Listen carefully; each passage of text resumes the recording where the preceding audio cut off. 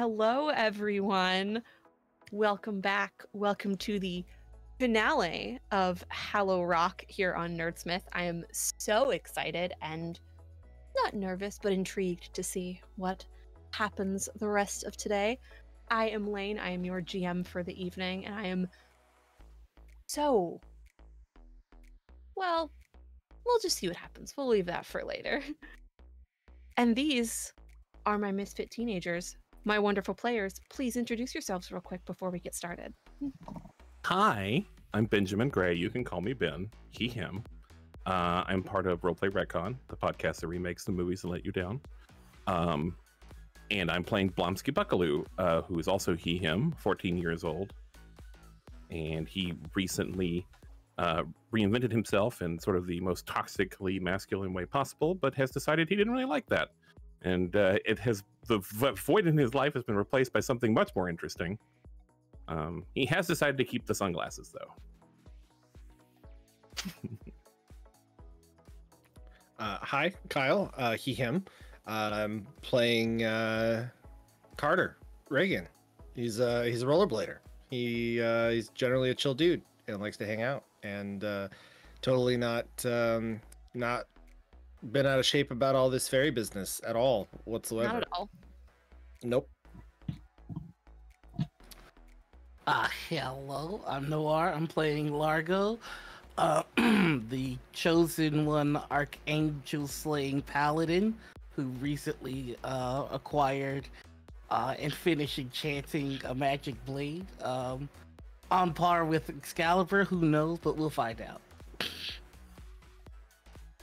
And I'm Maury. I am playing Ashley Walker, the only popular person here, probably. Do not fact check that at all. And I'm sad this is ending. I don't want it to. It's fine. Everything has to end at some point. But before we get to the beginning of the end, I do need to shout out our sponsors really quick. We here at Nerdsmith are sponsored by World Anvil, your home for fully customizable world building. It's an incredible campaign tool. We here at Nerdsmith have used it to create our homebrew world of Veil, featured in several other campaigns on this channel. World Anvil is an incredible tool both for D&D, for TTRPGs, and anything else you might need for world building. Check it out if it's something you think you might be able to use. You probably can. We're also sponsored by Die Hard Dice for all of your dice and dice accessories and dice dragon tendencies. So many shiny click-clack math rocks. I could continue to go on, but I don't think I have to. Go ahead and check them out. They probably have something real cool for you. And last but not least, we are affiliates of Hero Forge, the internet's home for custom miniatures. Hero Forge consistently puts out incredible things. They put out new assets every week. Super excited this week. They just put out their new Lion Folk assets. They're incredible, allowing you to make so many more intricate, wonderful Leonin-like creatures. And Hero Forge consistently has so many things that I could continue to go on about. There are several people in this call, myself included, who could definitely spend a lot more time than they should on Hero Forge. But that's all right. Thank you again to our sponsors, but I think it's time to get back into Hallow Rock, the town, the story. Well, let's rewind a little bit. When last we met, our intrepid little teenagers had found themselves making their own way out of Onstranvoso, the Fey settlement to the south of town. After going their own separate ways, spending some time alone, doing the things they needed to do, everyone kind of got a little bit of different things going on. Ashley got to spend some time with her little sister. She may or may not have also written her last will and testament, so that's a thing that exists now. Blomsky discovered, after some conversations with his parents, the realization that he's just as special as everyone else, maybe a little bit more, as he learned that his mother descends from a very powerful family of Fey-blessed witches, and is discovering that he he too may have a little bit something to share, something to learn from her.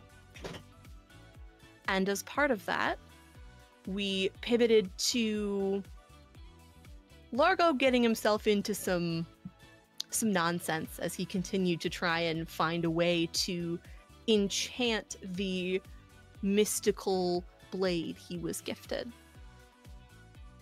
And after some conversations with a blacksmith who lives in an area of town with a bunch of Renaissance fair type folk, he also met someone who was a little bit more different than that, a siren-esque fae who gave him some information and may have wanted a little bit more and got a little bit upset, which was when, of course, everyone else kind of had to, stumble in to figure out what was happening here. But we're going to rewind back from that to before all of this was happening. Kyle, where did Carter go once everyone kind of split their own separate ways? Did you go home? Did you go somewhere else? I think, I was thinking about this. I think he would have gone to the library, of all places. Because there's that, we talked about that really cool map that's on the wall that was, drawn by or is being kept by somebody who is, at least a little bit familiar with the Fae folk. So, where do you go for knowledge? You go to the library, Yeah. You can't check out reference materials, but you sure can reference those materials. Mm-hmm. You certainly can. So Carter, you eventually make your way to the library. Big, beautiful building, the most immaculate rail, the spine, one of the most pivotal points of both your life and a lot of other people's in this town. But you make your way past that into the actual building. It's an older building, but it's well kept, and you make a beeline directly for one of the back rooms where, taking up a good portion of the wall, is this map that you have seen before. You have looked at it, but it doesn't look different, but you look at it differently. This big, beautiful, well-drawn, very old, it's up in a case on the wall, and the room itself that it's in is empty for the most part, at least of people. You do hear there's an employee door off to one side that you can hear something going on behind it, but the room itself, outside of the furniture and the other things that are in here, there's not many people tend to come back here for the most part, unless you have a school project or you're doing something else. It's not surprising to find that you're alone. What do you do once you're in here? I guess look up if I am in Carter's shoes, which I am, I'm gonna look up the history of the town, trying to think of any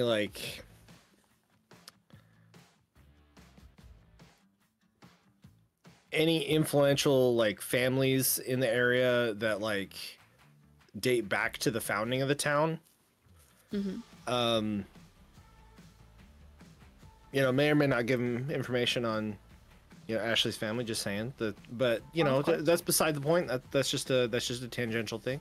Not actually looking for that. I'm not creep. But yeah, probably just the history of the town, seeing where the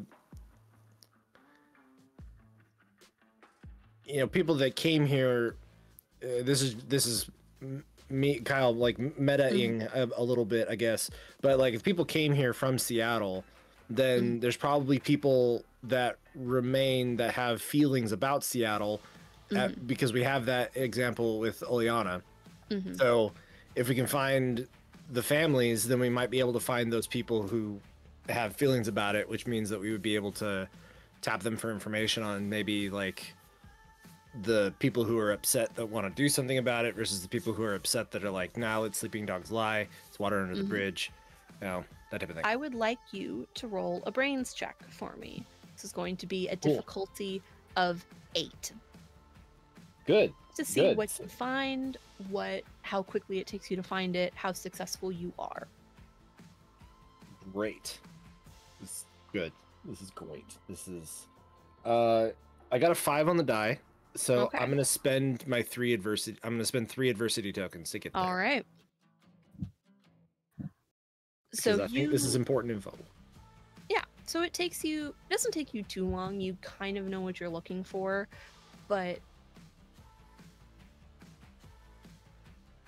it's the specific information that you're trying to find. It's easy enough to look for town records, things that are here, stuff that is just sort of it's not difficult to find if you know what you're looking for.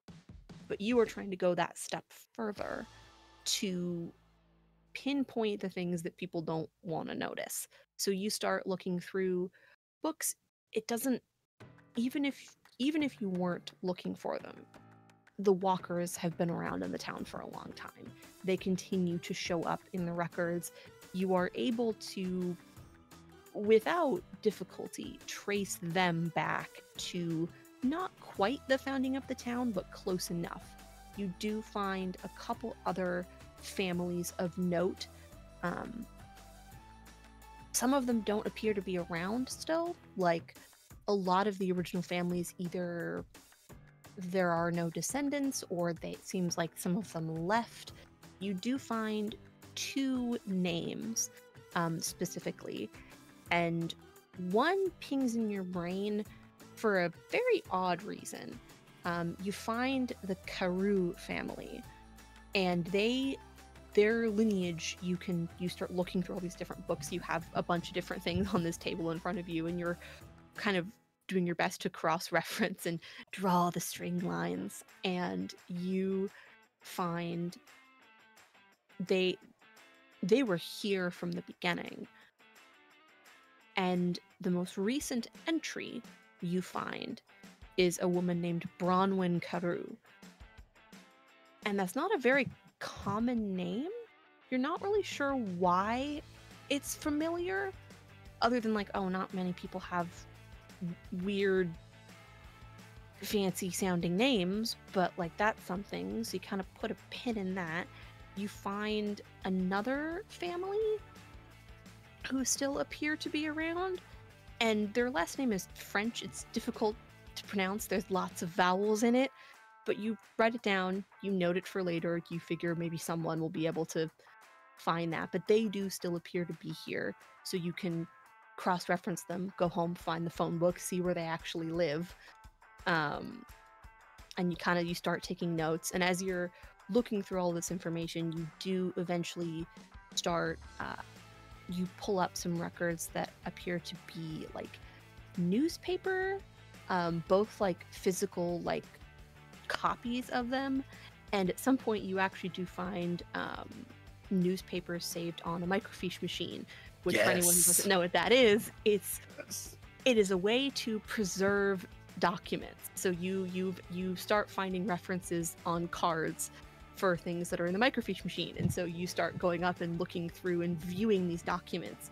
on this weird, clunky, not really computer, but machine, to look through these very old documents that have been saved, and you start finding references of people moving here en masse, and sort of pinpointing and referencing the dates with what Oleana told you. And you have to look a little closer to, okay, this name is here, and you start, okay, that person was there and they stayed, and that name shows up again here in this thing, this like letter to someone talking about this.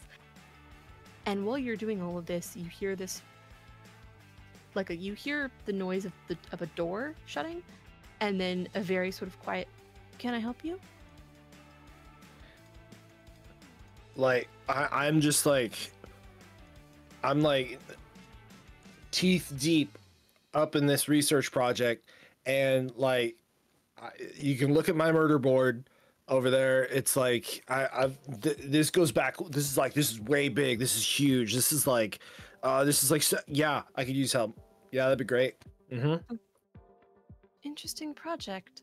And you see this like average height, tan-skinned woman with very pretty like purple pink hair that like shades into like a seafoamy green, dressed very like comfortably. She does appear to have like a big like chain and some keys at her belt, and around her neck you do see, in amidst her very nice clothes, what appears to be like a name tag on a lanyard.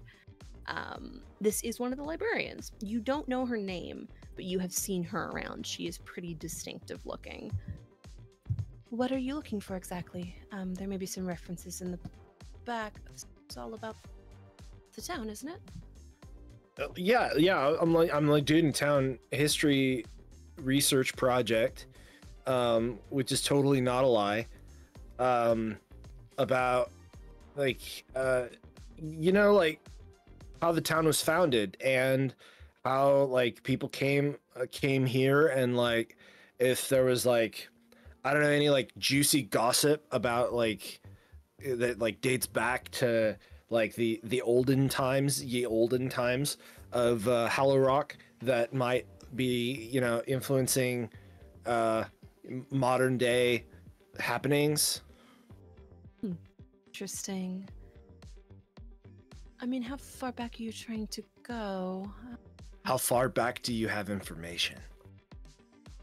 That's a complicated answer. Here we have some. Are you a fairy? She just sort of raises an eyebrow. Excuse me? Yeah, like one of the fair folk. Like titanium and Oberon. She just holds up a hand. I'm not going to.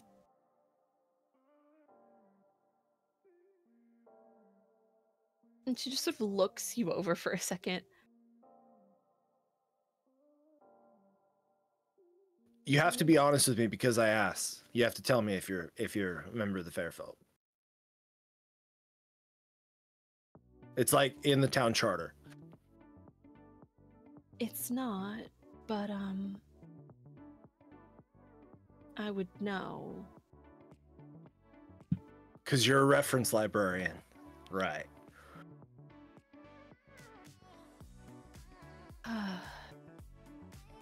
This wouldn't happen to have anything to do with a certain commotion that went down the other day? I mean, She's just very casually sort of like pulling open drawers and looking for something while she's talking to you. I mean, I will neither confirm nor deny my presence at the library on a specific date when someone may or may not have. About that. What? I could care less about that, honestly. Let's see, where did it go? There. I'm kind of hurt by that. All right. And she pulls open a big, like, wide drawer and picks up very delicately what appears to be this sort of. It's a book, but it's been like the cover has been like wrapped in something. She picks it up and sets it down and sort of unwraps it. Against my better judgment, there are some records about the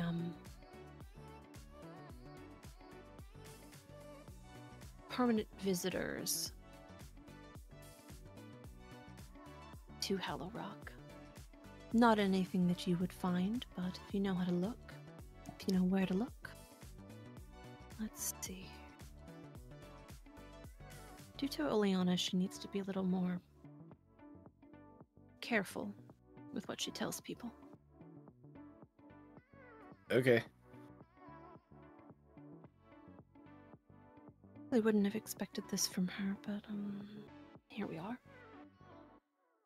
And she sort of flips to a page and pulls out like a notebook and starts writing something down for you. If you're really looking to find... What did you say? Fair folk? Then it's not that difficult, but not all of them will want to talk to you. Well, I know there's a whole mess of them out in the woods, so like decent pizza. She is serious then. Let's see. You tell her that I do not want any part of this, but I will help you. I don't even know your name. She just sighs and turns around and taps the plastic name tag, and it says Callista on it, like below her picture. Callista. Right. Awesome. Love that. Love that. Great for you. You certainly spend enough time outside. I would think that you would maybe pay attention to those of us who are watching from inside. Again, you're young. See. I don't know, like, if somebody's like, you know, far be it for me to assume that if somebody is staring at the window in my general direction, they're staring at me, right? They might be like mind blown from a particularly awesome Jane Austen paragraph. I don't know. Suppose you do have a point. Here you are. And she holds out a couple sheets of paper with some information written on them. There are names and phone numbers and addresses written very carefully, like in very nice handwriting on the papers. Awesome. Thank you. This, I'm sure will be very useful to people in the know about what is going on. If you need more information, you will need to know where to look. In that big old book in that drawer. And you watch as she folds the book, like covers it up, puts it in the drawer, closes it, and there's a clicking noise, and you see that there is a lock on all of these drawers. Right on. That's what I would do too. I would lock up my precious book of kale, right? Like that's awesome. Yeah. Well, if there is nothing else you require. $1 million? Not that I can provide, unfortunately. Would that really make you happy? I don't know if it'd make me happy, but I know that it would rent me happy. Run along. I think your friends are going to be looking for you soon enough anyway. Do you need me to clean up my murder board? And she turns back. Yes, please. Great, because I need those shoelaces. Like. And you just hear her very softly laugh as she turns back around, and she doesn't go back into the room she was in. She turns back around like through another doorway into another room. He like before he takes down the murder board, he like looks at it and he's like, click, and starts to take down the murder board. Uh-huh. So you start taking your photos and taking things down, and it doesn't take that long, but eventually as you're finishing, you hear someone like stumbling their way into the room, and what the fuck are you doing here? And you see Daisy sort of like leaning against the doorway. Haven't seen you in a minute. Oh, hey Daze, what's up? I mean, nothing interesting right now. You've been like AWOL the last 2 days, man. I heard that there was some really, really choice pizza just a skate away outside of town, and I had to try it. And you didn't share? Dang. I shouldn't have said anything. It's like in that haunted ass forest. So that's what the ghosts are guarding? Pizza? I mean, it was pretty awesome pizza. It was worth guarding. I would just say, you know. Huh. kind of cool. Just no late night deliveries because like you can't be in the woods after dark. Yeah, no, I'll do a lot of things, but I won't tempt that fate, man. Well, what brings you to the library today? Why am I mean, doing this? I don't know, man. I'm looking for you. Couldn't find you anywhere else, so. Well, you found me. Good Not job. the last place I'd find you. This is the last place I thought I'd find you. Damn. Yeah, You've because been I'd here normally all be like down at the bottom of the spine. Because Yeah. Yeah. Well, if you're done being a, I don't know, nerd or whatever. Never. Fine. You want to Oh. like do something cool? I mean, yeah, always. Like, what's up? I don't know. I didn't have anything like specific in mind, but like. And she sort of is like, just sort of like moving back and forth, like waiting for you to, giving you the opportunity to suggest something before she says anything else. I was actually hankering for a cup of coffee. Can we go to that coffee shop that Oleana works at? I guess. Sure, come on. It's a good ride away. And she turns. Race you there. And you do in fact race each other there.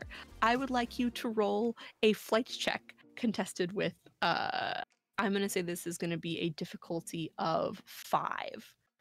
So I am skilled at blading, so automatically assume to succeed if the challenge Yes. rating is less than 10, right? Yes, Is that the rule? that is correct. That is correct.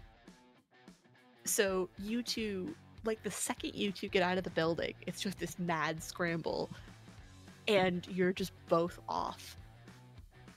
And despite being older than you and having been doing this longer, Daisy's good, but like you are able to very successfully get past her very quickly, and that initial sort of burst you have of speed that you were able to overcome her just carries you the rest of the way there. And she's not far behind you, but like you both get there and she's got this big bright smile on her face. She's laughing. It's very, the races that you have are very good natured. They're very much in the spirit of like, we don't actually, like, this isn't an actual contest, it's just for fun. It's just to see who can actually do that. We're just trying to beat our best time. Exactly. How close did you get? You know, I wasn't even keeping track, to be honest, but I was just making sure that I got here before you. How'd you do? I mean, I only got like, like a couple seconds off. Like, not anything like crazy, But hey, that's worth celebrating. Yeah. I'll spot you some coffee. Damn, you don't have to. But like, I'm not gonna say no. I'm gonna. And you make your way into the coffee shop. You don't see Oleana right away, but you do hear like some scuffling in the back. There's nobody out front, and then the back door to the kitchen sort of swings open, and you see like an arm stick through. I'll be there in a second. And then you see the door move open a little further, and you see like half of Oleana's face. You good? I'd be better with some caffeinated beverages. Yeah, give me a second. And you hear shuffling and mild cursing as the door swings closed and swings back open, and Oleana comes back around. And she's sort of like white, like shaking her hands, and you can see little like water droplets as she's like, fucking dishes, sorry. Hello, as she notices that you are not alone. What am I doing for you kids? Hello, fellow teens. It is so awkward. That's not quite the energy, but it's still very awkward as she realizes that you are not, in fact, alone. And Daisy's just sort of like, I mean, you're paying, so. 2 blended dirty chais, non-fat whip. So your usual. I got it. And Daisy just like smiles, and as you're going through, you watch Oleana. It's interesting to watch because you've seen her do this before, but you, now understanding what she is, realize that's why she's so quick at this. She's been doing it long enough. She was probably there when this drink was invented. And she just goes through those motions and is sort of... You would expect that she would talk to you while she's doing this, but she is almost uncharacteristically quiet while she's sort of just going through the motions. And Daisy's just like, thanks. I mean, you don't have to be this nice to me, but I guess I'll take it. Consider it a consolation prize for losing the race. Womp, I'm gonna womp. get you next time. Yeah. You just keep telling yourself that, because it's not gonna happen. I'm gonna keep telling myself that, because one day I am gonna beat you. You can't be the best forever. I welcome that eventuality whenever it may occur.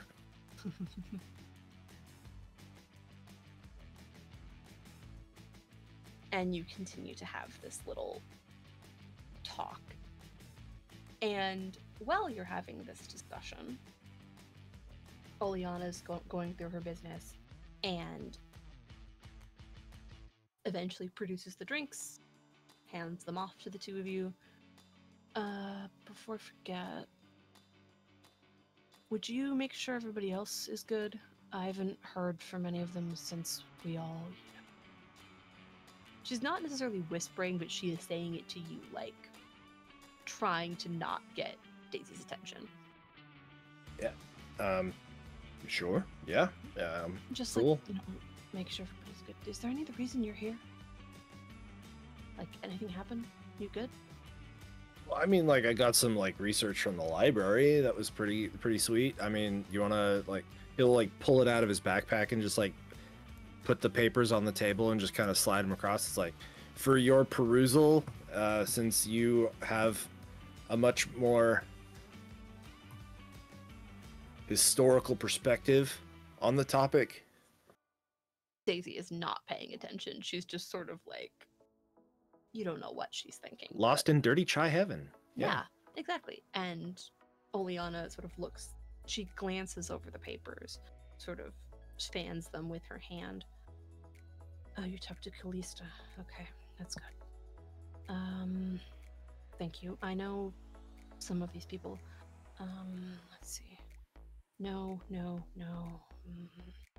They're dead. I can't help but think that I've like seen that name before. And he like points to Bronwyn. Like, I've seen that name somewhere. I don't remember where. I mean, it's like Careers are old. They're mortal, but they're... What's her... They have a... When they first showed up, I don't remember what her name was, but they got complicated, but they were blessed by an elder fae. One of like the old ones who ended up here, like older than me. And she... I don't know the whole story. I wasn't really able to deal with any of that, but they're witches. I don't know, where did she end up? What did she end up doing? And you see Oleana pull something out from under the counter, and she's got like a little book, and she's sort of just flipping through it.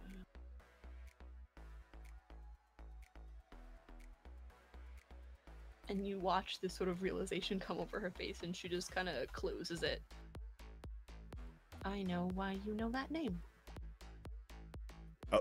Please enlighten.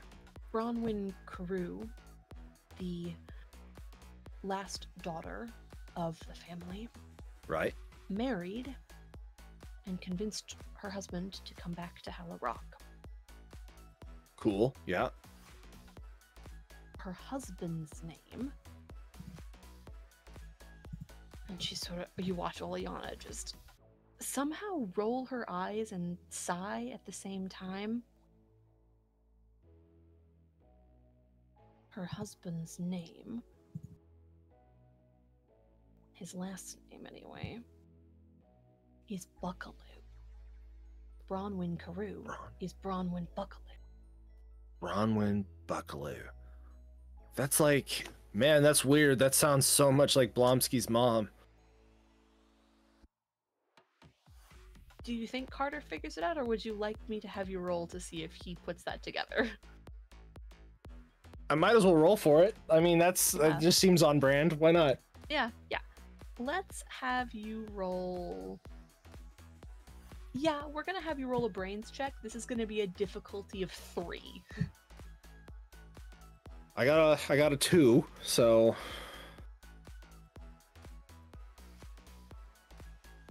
You know what? Yeah, that feels about right. You're just sort of standing there Weird. like, that's so weird. That's so weird. I wonder if she's like a cousin or something. You know, I always thought it was weird that like all the Buckaloos have like weird like alliteration names. But I mean, I guess it makes sense if like her last name wasn't always that. I mean, you know, like Blomsky's mom is like, I don't see her a lot. Like she always looks kind of sad, but she is kind of hot. And Daisy's just sort of like, Your words. Your words. yeah, I said it. I've said it before. I'll say it again. But like, I don't know what you guys are talking about, but like, there's nobody else that I know who has a name like that. I mean, like all her family have like weird, like fancy sounding names. So when I go in and check in with Blomsky, I will see if Bronwyn, if he knows who this Bronwyn character is, because like that's really, really weird. They're like they have the same last name, you know? Yeah. And Oleana's just like, that seems like a good idea. Maybe you should go do that before it gets dark. Yeah, let's do that. Do you know where I might be able to like? I mean, they live next door to the Walker, so you might start there. Right. Go check on Ashley. Right. Okay. Yeah, I can do that. No sweat. Cool. And what about Azrael? What about our dear buddy? I don't know. I mean, he wouldn't stop talking about that knife, but you have a better way to get a hold of him than I do. And I got other shit to do anyway, so. Right. So he's You're smart. probably at Figure the it hot out. topic.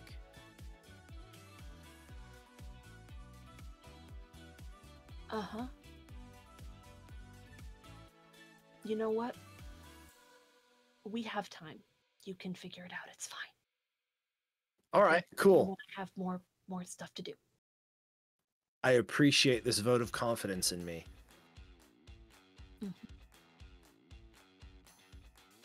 No. And she's just sort of like mumbling to herself as she waits for you both to leave. And Daisy's like, that was weird, but like,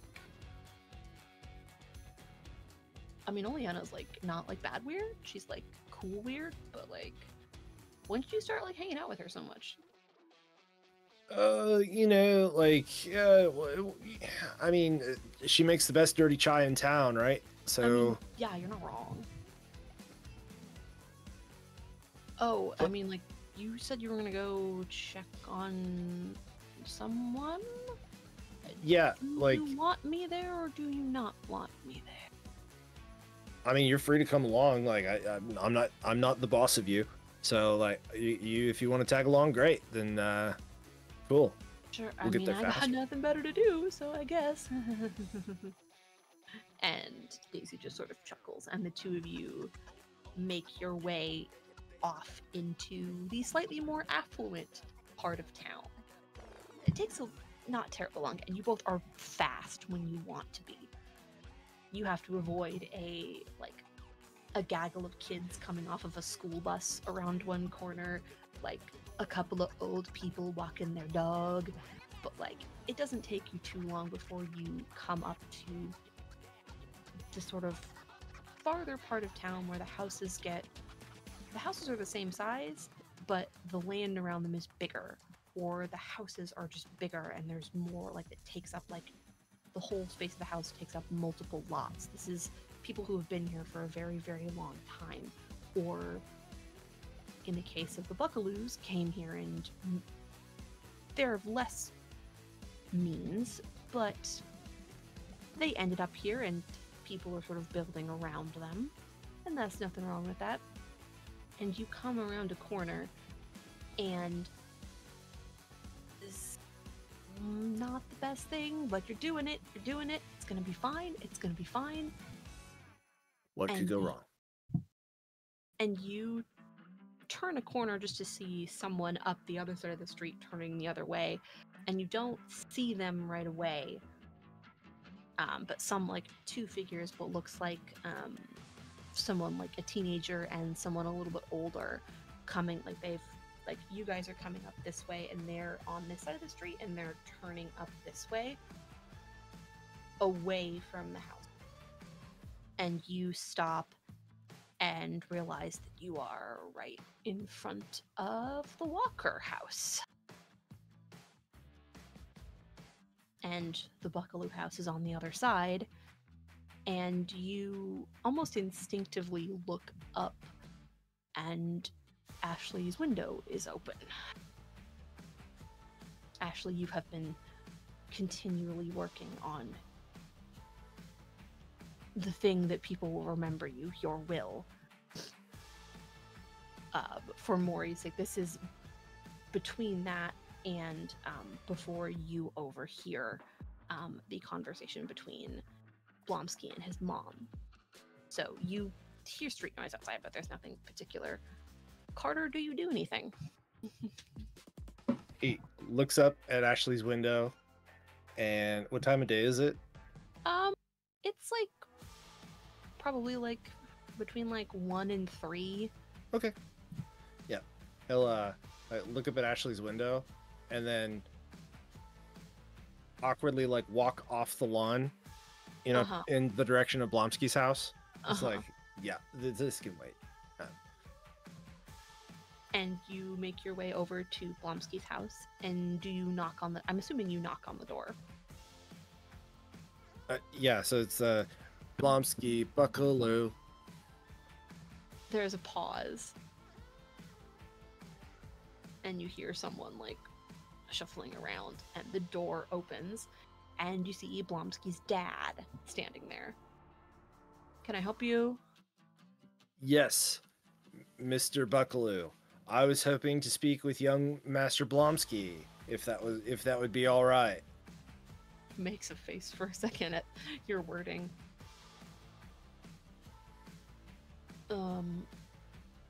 Can't really do anything for you about that right now, kid.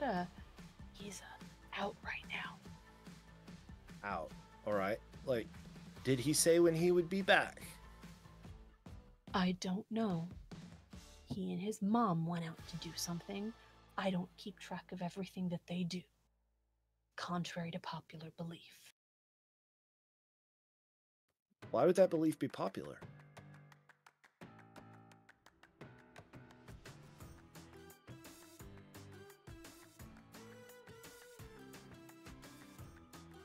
Looking at you like... Never mind. Well, thank you for your time, sir. I appreciate it very much. I doff my cap to you, sir. Thank you. If you could let Blomsky know that Carter swung by when he gets home. Yeah, I'll remember that. And he doesn't slam the door, but he shuts it, and right as just before you hear it close, you just very faintly hear, God, he's gotta get better friends. And then the door shuts. Like, again, it doesn't slam in your face, but it shuts. Daisy's like, and now I see where it came from. Damn. Blomsky's dad is a dick.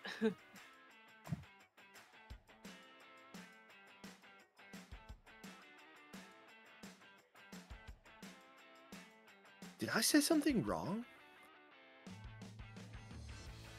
I don't think so. All right, cool. He's just a jerk, man. Don't worry about it. All right, yeah, cool. I'd be willing to chalk it up to that. I mean, grown-ups, you know. No. He's like the Oh. most grown up of grown ups too. Like, I don't know. Like my mom was talking about some like PTA thing, and like he showed up and was trying to like, I don't know, like put the moves on somebody. It was weird. It was really fucking weird, man. I don't know. Flomsky's parents are like all over the place, man. Like, it's fucking weird. I don't think you're supposed to talk about what happens at PTA meetings. I don't know. You know my mom. She talks about like fucking everything. But you know who Ben, you broke who me. talks about shit more than my mom? Fucking Mrs. Walker. Mrs. Walker gets around. And apparently she always has like the hottest gossip.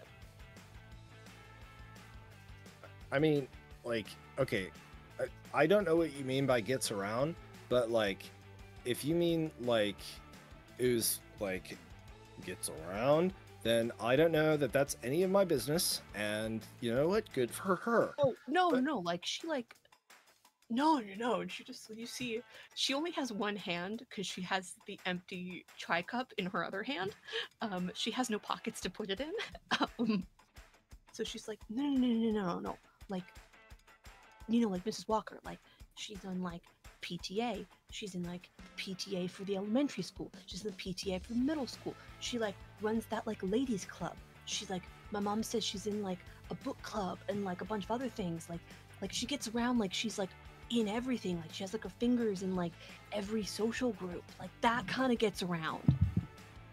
Wait, there's a PTA for elementary schoolers? I mean, I guess. I don't know, but like she's at like every school function, man. Like she always brings those really sweet Costco trays too, man. Like the really fancy ones.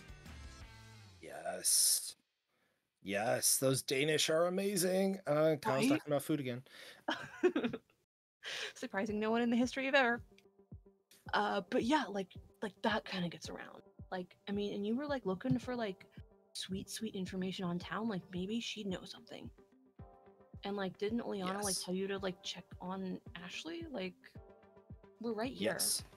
I was just, you know, to be perfectly frank, I was putting it off, but now I have no reason not to. So let's go talk to Ashley's mom.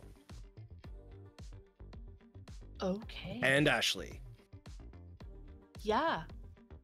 You're being real weird today, man. Sorry, it's been an odd couple of weeks. You know what? Yeah, that's fair. That's fair, man. Okay. There's Alright, a lot cool. of sugar in that chai. Just gotta say. Yeah, All right. yeah, there's a lot.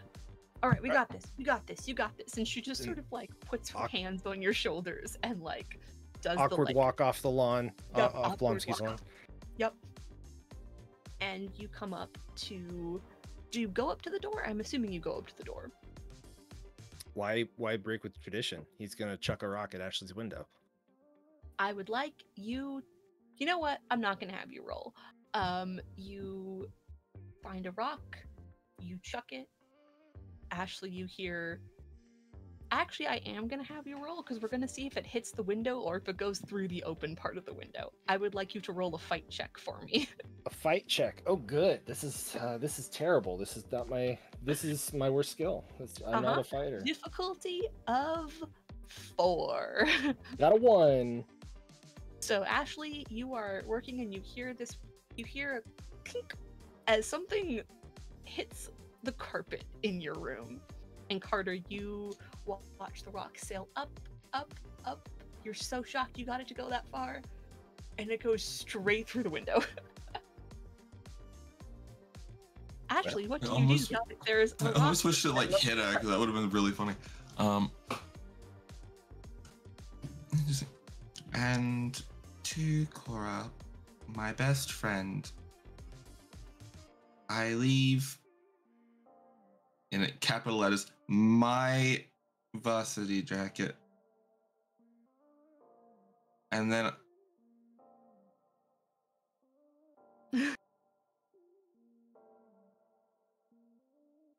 That rock wasn't there when I came in.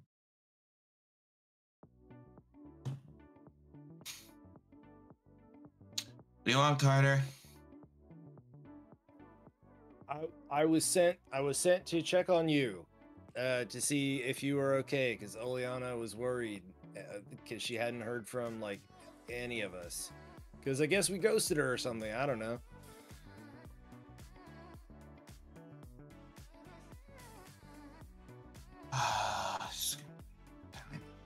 And yeah, Ashley's just gonna get off the bed and just poke her head out the window. And you see Carter waving at you, and you see leaning against one of the trees that your family has planted around the house. You see a very familiar red-haired figure, also wearing rollerblades. You see Daisy. When you get your blades off the bark, it damages the tree. Yeah, sure. And you see her like sort of shift, and Daisy actually like moves, and you see her step away from the tree. And Carter, you see as she sort of kneels down in the grass and is taking her blades off and like digging something. Like she can see she has like a pair of like shoes like tied to one of her. She doesn't have pockets, but she brought extra shoes because she's weird. But she is okay, man. Like if don't worry about it. I'm not gonna fuck up your tree. You good? Yeah. I Cool. mean, seems like you all are being kind of weird to me. Like, not like to me, but like, if I have any say in this conversation, something weird has been going on here for like a minute. I mean, you don't, but like, I suppose if it helps, I'm writing my last will and testament in case I get murdered over the next 48 hours. And she just starts laughing, like, wait, what? What the fuck are you guys up into? Oh, wait, no, like, you're joshing me, right? Like, you're fucking with me. Sure. I think I should go write my last will and testament.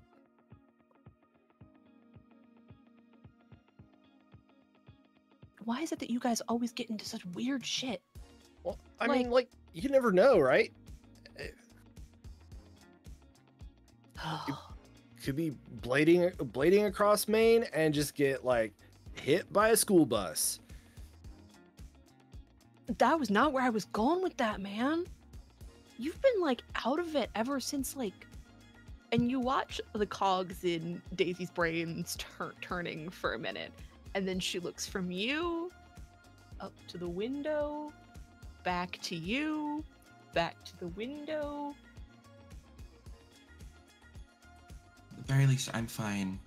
No blonde has ever been unexpectedly hit by a school bus before.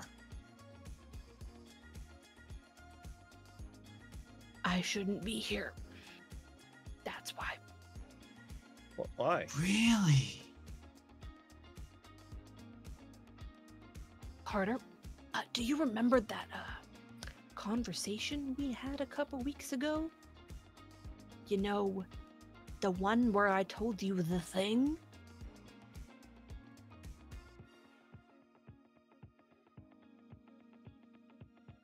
You've told me lots of things in many conversations. She sort of looks to you, looks back at the window, looks back to you, and then Ashley, you see this too, is she looks around, very like looking around beyond the house, into the land, back to the street, like looking down the direction the other people were going. The one where I told you I was gay, Carter. Oh, yeah.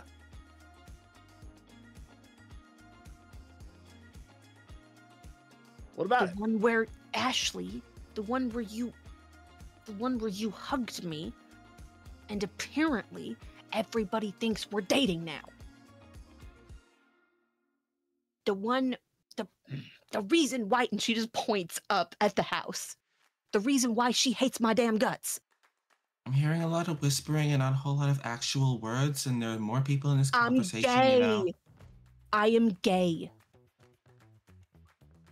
Ashley, the thing that your friend overheard was me coming out to Carter. Not whatever the hell you think it is.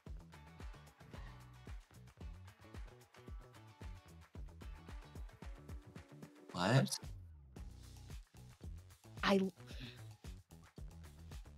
You have, for the last like 2 weeks, you have looked at me like I killed your dog or something. I mean, you already like didn't pay attention to me before then, but like, at least when you two were together, it was like normal, I guess. And you've been looking at me like I...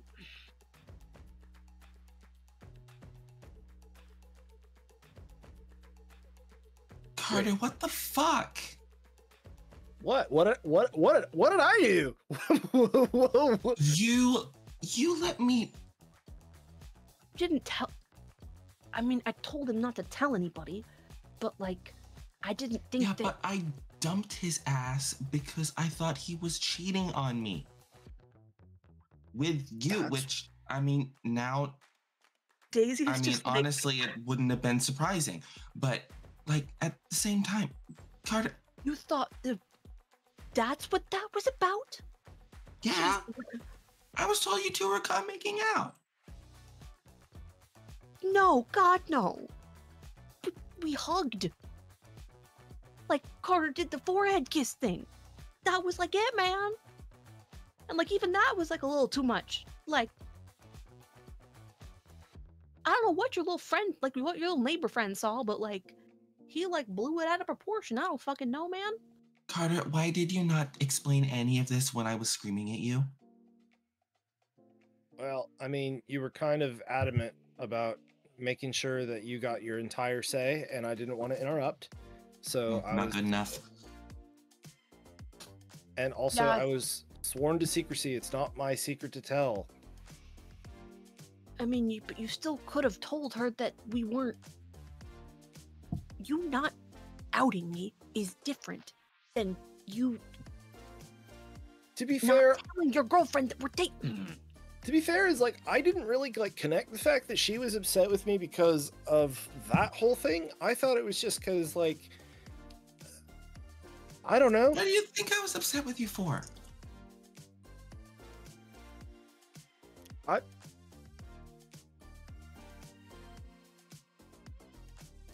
I thought it was like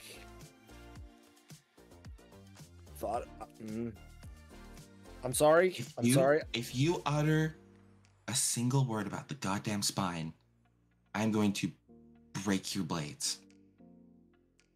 Dare you wouldn't Oh. dare. And I will Yeah. hide each and every wheel in a different place That would actually be and kind leave of a cryptic danger clues comment. as to where they are. Like that's. And I all see of them why will be you like her incorrect. now. Like damn. Like, okay, that sounds like if it was like new wheels, like I'd be down for that birthday present because that sounds like a kick-ass way to spend your birthday. But like, how dare you? Really hard not to laugh right now. You seriously broke up with me because like I was like having an affectionate moment with my damn friend. You can say it. Yes. God, fine, but like. I mean, that says more about you than about me then.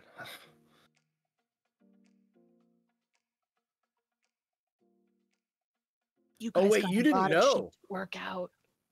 I didn't know what. What are you? Like I'm just like, okay, you know what? Sorry, this is like I'm putting it all together now. Like, hang on. So you someone saw that affectionate, tender moment of friendship and interpreted it as a heinous betrayal of trust and our relationship values. and you thought that I was, and you broke up with me because of that. Yeah. All right. I think we are all on the same page now. Yes. So does that like mean we can get back together? Because I'm not saying that we should. I'm just saying that, like, you know, if Like, that's up to you two, bro. Like,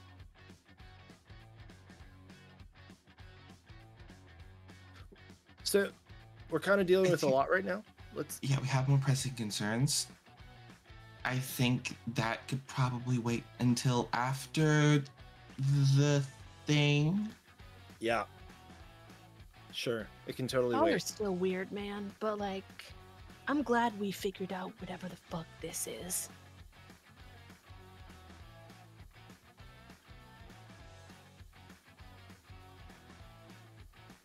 And Daisy just sort of like, I'm gonna need like at least slowly 10 minutes to backs up. process everything that's just happened. Also, Daisy, you can totally put your, blades on the tree bark. I just didn't like you. yeah, Doesn't no actually shit, matter. man.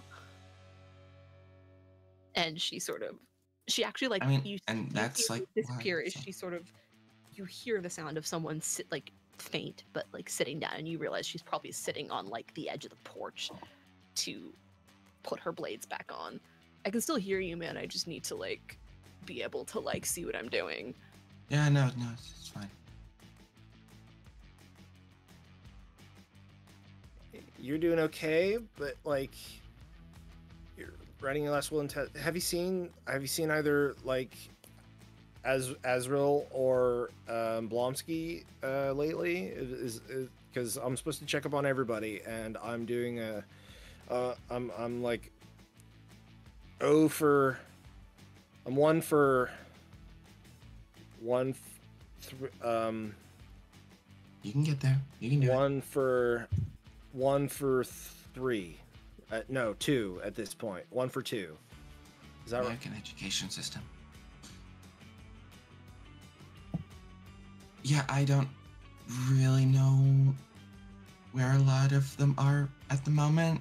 I've kind of been hanging out with Cora since we left. Now I'm like here, obviously. Yeah, I see that. I mean, I So- imagine like Largo's probably like getting arrested or something. Like, I know he said he was doing something about like maybe he went to the hardware store. Or store, man. There's like 6. Do what? Well, he was talking about like imbuement, and like getting like iron all up in that blade. So like, Do they sell raw iron at hardware stores? I mean, they sell nails. How many nails would you have to buy to? You know what? That's a stupid Yeah, conversation we can get into at some other dumb point. math question. I don't want to think about that. I'm gonna like take a If couple Largo laps around buys the 60 block, packs man. of nails and each one has 24 in Don't- them, how many don't does it do take to not. imbue a dagger? I'm gonna That's- like take a couple laps around the block, like whatever you guys are doing. I'm just gonna, and Daisy just sort of like backs like blades backwards, and just Watch out for slowly the backs away. watch out for the third corner. The pavement's uneven. Oh, you guys have uneven pavement over here too. Sweet. I mean, Steps back and disappears around one corner. I'll be back in like 10 minutes, man. It's a cool neighborhood. Got lots of weird side streets. And you two are momentarily left alone as Daisy has sort of jetted off into one corner.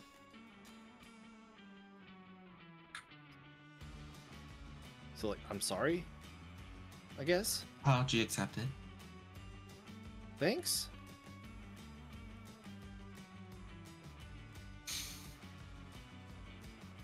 You doing good? I'm writing my last will and testament in case, I die trying to prevent the end of the world. I think you have to get that like signed off on by like a note taker. I just like sign the back of it. Counts, right? That should work. Yeah. And we are going to retcon a little bit as you guys are having this conversation. And from around the other side of the corner comes Blomsky and his mom. You are having that same conversation. We'll retcon a little bit, but there is a conversation had between the two of them that ultimately overlaps with the conversation happening between the two of you. And you are all, the two of you are witness to Bronwyn Buckaloo, formerly Bronwyn Carew, explaining something to her son, and she at some point gazes off into the distance, not noticing, like she's not there, and she expresses that she has the ability to see things sometimes before they're happening or while they're happening in another place, and expresses concern over one of her son's friends who seems to have gotten himself into some trouble. As we will fast forward to the group of you inside of a car, as Bronwyn is not driving like a madwoman, but driving like a woman with a purpose.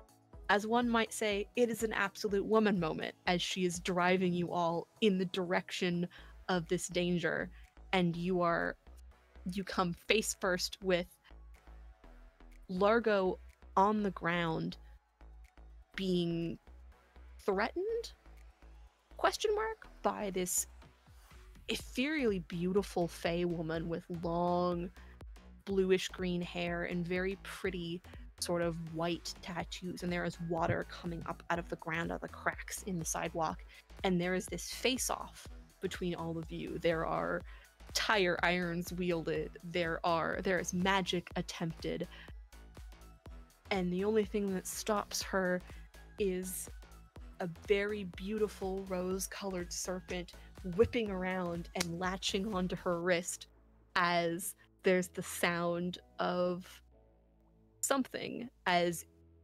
Oleana and Hudson appear to subdue this woman.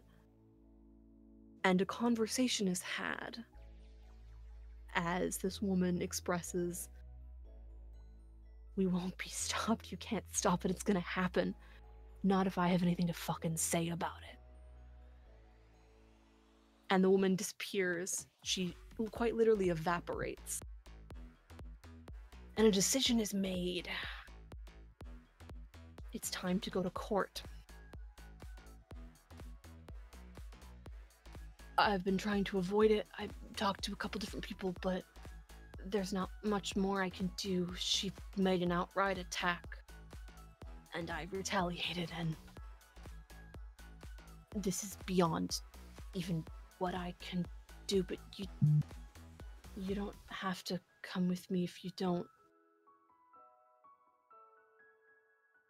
I won't force you to do anything, but your voices could mean a lot. Our emissaries from the human world to the Fey world, after all.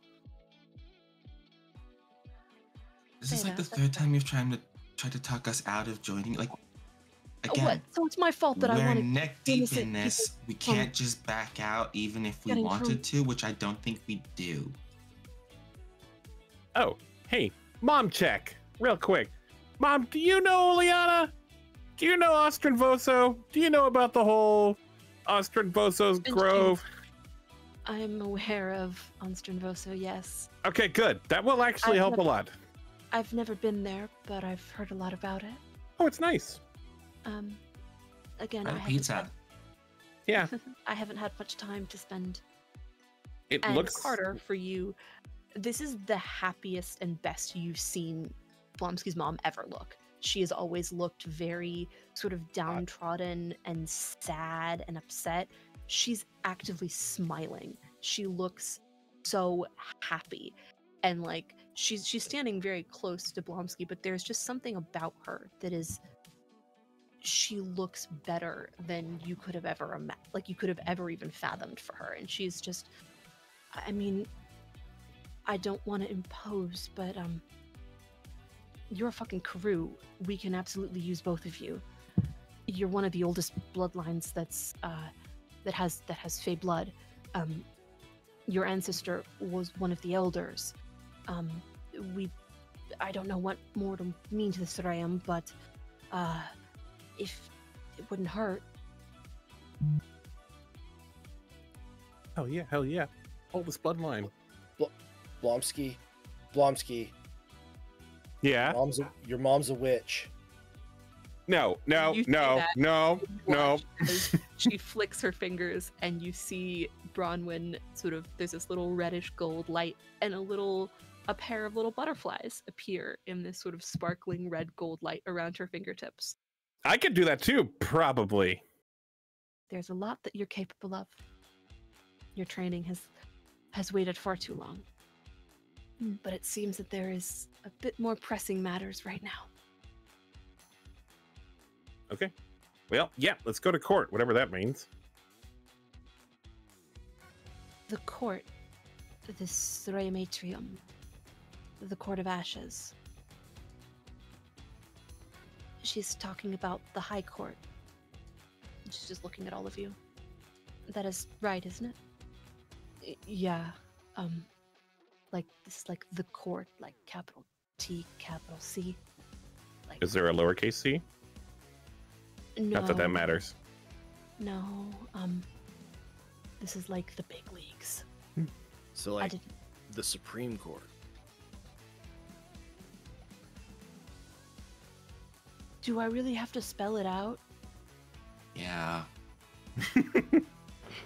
And she's Am I just gonna like, need a lawyer? No, you're just gonna need I hesitate to use the word supervision, but and she's just looking around, and she's talking about you've all heard fairy stories, right? About fairy tales, and oh goodness, a lot of it's been lost. Yeah. Fairy hills, places where fairies live. It's a little bit different than here. This is more of an intermingled existence. The magic isn't quite as powerful, but when you get Fae together, their magic strengthens each other. The Srematrium it used to be Seattle. What's left of it. You would call it the Court of Ashes. And she just nods again. So, question. Answer. Is the troll real? Yes and no. The thing Very that's there, cool that's not answer. real. But there's always been someone there. He's actually And pretty now nice I'm dude terrified. when you get to know him. Okay, I just need some clarification. Mm-hmm. So this Court of Ashes Mm-hmm. used to be Seattle before It's in the fire. our home it is in what used to be our home. It's called the Court of Ashes because it is in the ashes. It's underneath your city. When you say underneath, do you mean literally underground, or I was kind gonna of say, is like... it like literally under Seattle? Because I know there are like ghost tunnel tours. And Powerful magic that protects it. There are some parts of going it to that ghost we tour. have clamored to. That won't be necessary. I can transport us to Seattle, but we won't be able to get into the Therium with magic. It's protected. Oh. But So ghost tour. we're not going on a tour, but we do need to visit someone who works there to get in. I knew it. Is it a ghost? She's not a ghost, but she likes to play up the rumors. Nah, I get it. I do that. Oh, so it's like a haunted house. Yes and no. Oh yeah. Hey, are you still on the ground? Yeah, did you get up? Let me help you up. But it's good. I'm laying down until the pain stops. Oh boy. The pain of embarrassment. I mean, first off, I let That'll this never happen fade. so that we would all have a chance to. I created an opening for the team because I'm a team player. Oh my god, I'm missing a raid right now. How long are we gonna be at this court of what was it called? Ashes? The English name for it would be the Court of Ashes. Yes. I don't know. You would have to. I mean, I can pretty instantly get us to Seattle, but I don't know how long it'll take to get through to. There are certain. Oh, things can we I go have to the Needle? No, that'll get him to my raid tie. Listen, I've been to the Needle. It's not that great. Really? Lomsky, I think you need to understand. We're about to organize our own in real life raid. No, you're talking. You said the wrong name, but like You said I the get wrong where name, you're and I going don't. at. I don't care for that, Ashley. I don't care for that at all. What's wrong with being confused I've with had a me? very long day. You know what? You're right. There's nothing wrong with me being confused with you. There you go. Look, boom, friendship, problem solved. I've had a very long day. We It's don't been very have emotional. to go like right this second, but like again, I can get us to Seattle pretty like instantaneously, but I don't need There's- anything. I am there's magic. ley lines and portals. But again, I'm gonna have to make contact. Wait, and well, certain things freaking that I'll- portals? You used to that I anywhere? have not anywhere. I have access because of what I am. I'm not an elder, but I'm pretty damn close. But again, the Sorayam is protected. We're gonna have to go through, technically, and she sort of wrinkles her nose, a tour that I am going to have to talk to someone very specifically. Yes, Largo. But you said it wasn't a tour, though. It's not. I just have to talk to one of the Fae who runs one of them to get us to an entrance. Some of the tours are run by mortals. Some of the tours are run by Fae. We need one of those so that we can get through one of the entrances into Sorayam. Would you one recommend part. the Fey ones more than the mortal ones, or like? I don't know. I haven't been on it. I haven't been Like back to Seattle in scarier? like 200 years. I don't fucking know, man. I don't. You've been you can alive for imagine- 200 years? I've been alive for like a Oh, lot longer than that. You look great. yeah. You really need to. Yeah, But they, you can they live a imagine long time. I don't go back to Seattle very often. And again, for everyone's reference, she is in her true form, so you can see all of her burn scars and everything. I don't know that. Anyway, it's up to all of you when we go. The more Hey, time what were we the have- 60s like? I'm so sorry. You know what? I will answer any question you have about history after we stop this rebellion. Capiche? Any question? Within reason. I'm allowed 10 vetoes. Did you know Washington? A lot of vetoes. After we stop the rebellion. You know Jesus? I'm not that old. You know, all right. You know, branding might be important here. I think you should stop calling it a rebellion because that's kind of like sympathetic. You should call him like an insurrection or something. That was good. What point? I'll figure out something else to call it fucking later. I don't know what they're calling themselves anyway.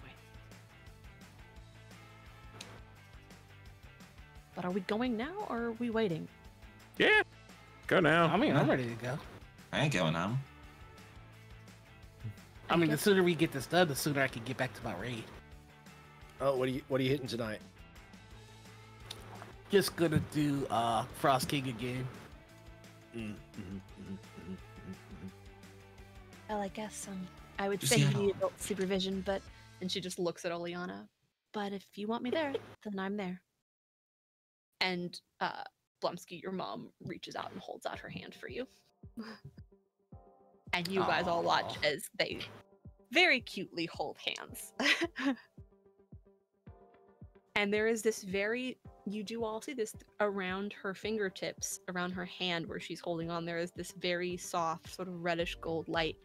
And in amidst the flickers, there are these little sort of bursts of almost like a silvery blue. Very faint and sort of flickering. That one might imagine is just a little bit of something. Not anything as strong as hers is yet. But Oleana's just like, well,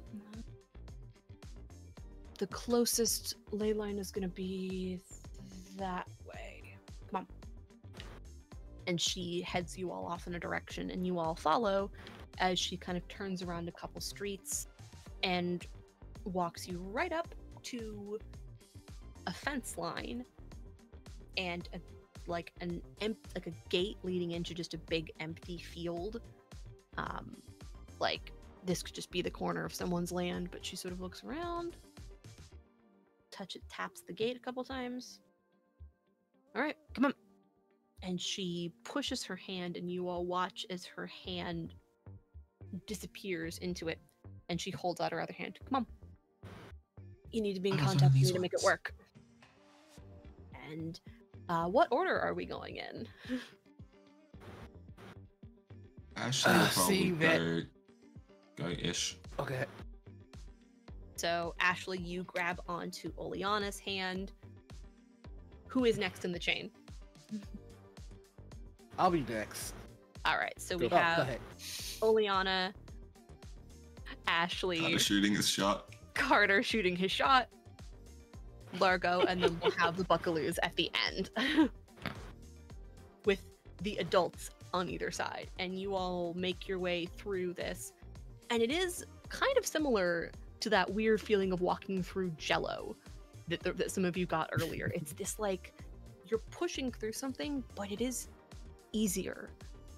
And you realize it's Ashley, you get this first because you are the one who is directly holding on to her, and you feel that cool sensation where she's touching your hand, that feeling of water, that coolness, and it helps you sort of slide through, and each of you get this sensation of something helping you through, something pushing you through. And if anyone looks at all of you, stemming from Oleana, that green light that glows from inside of her is flickering off through her burns, down her wings, and down her skin and her hand, and it physically is connecting all of you down the chain. And she pulls you all through, and you step through the gate, and it is very loud. There are street noises and the sounds of like music coming around one corner.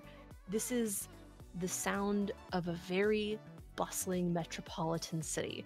There's the squawking of like pigeons over in one corner, someone like having a conversation down one side. It is very loud. There are a lot of things happening, and you are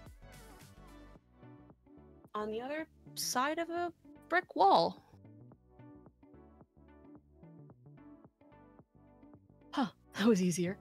And you see that Hudson is standing next to all of you.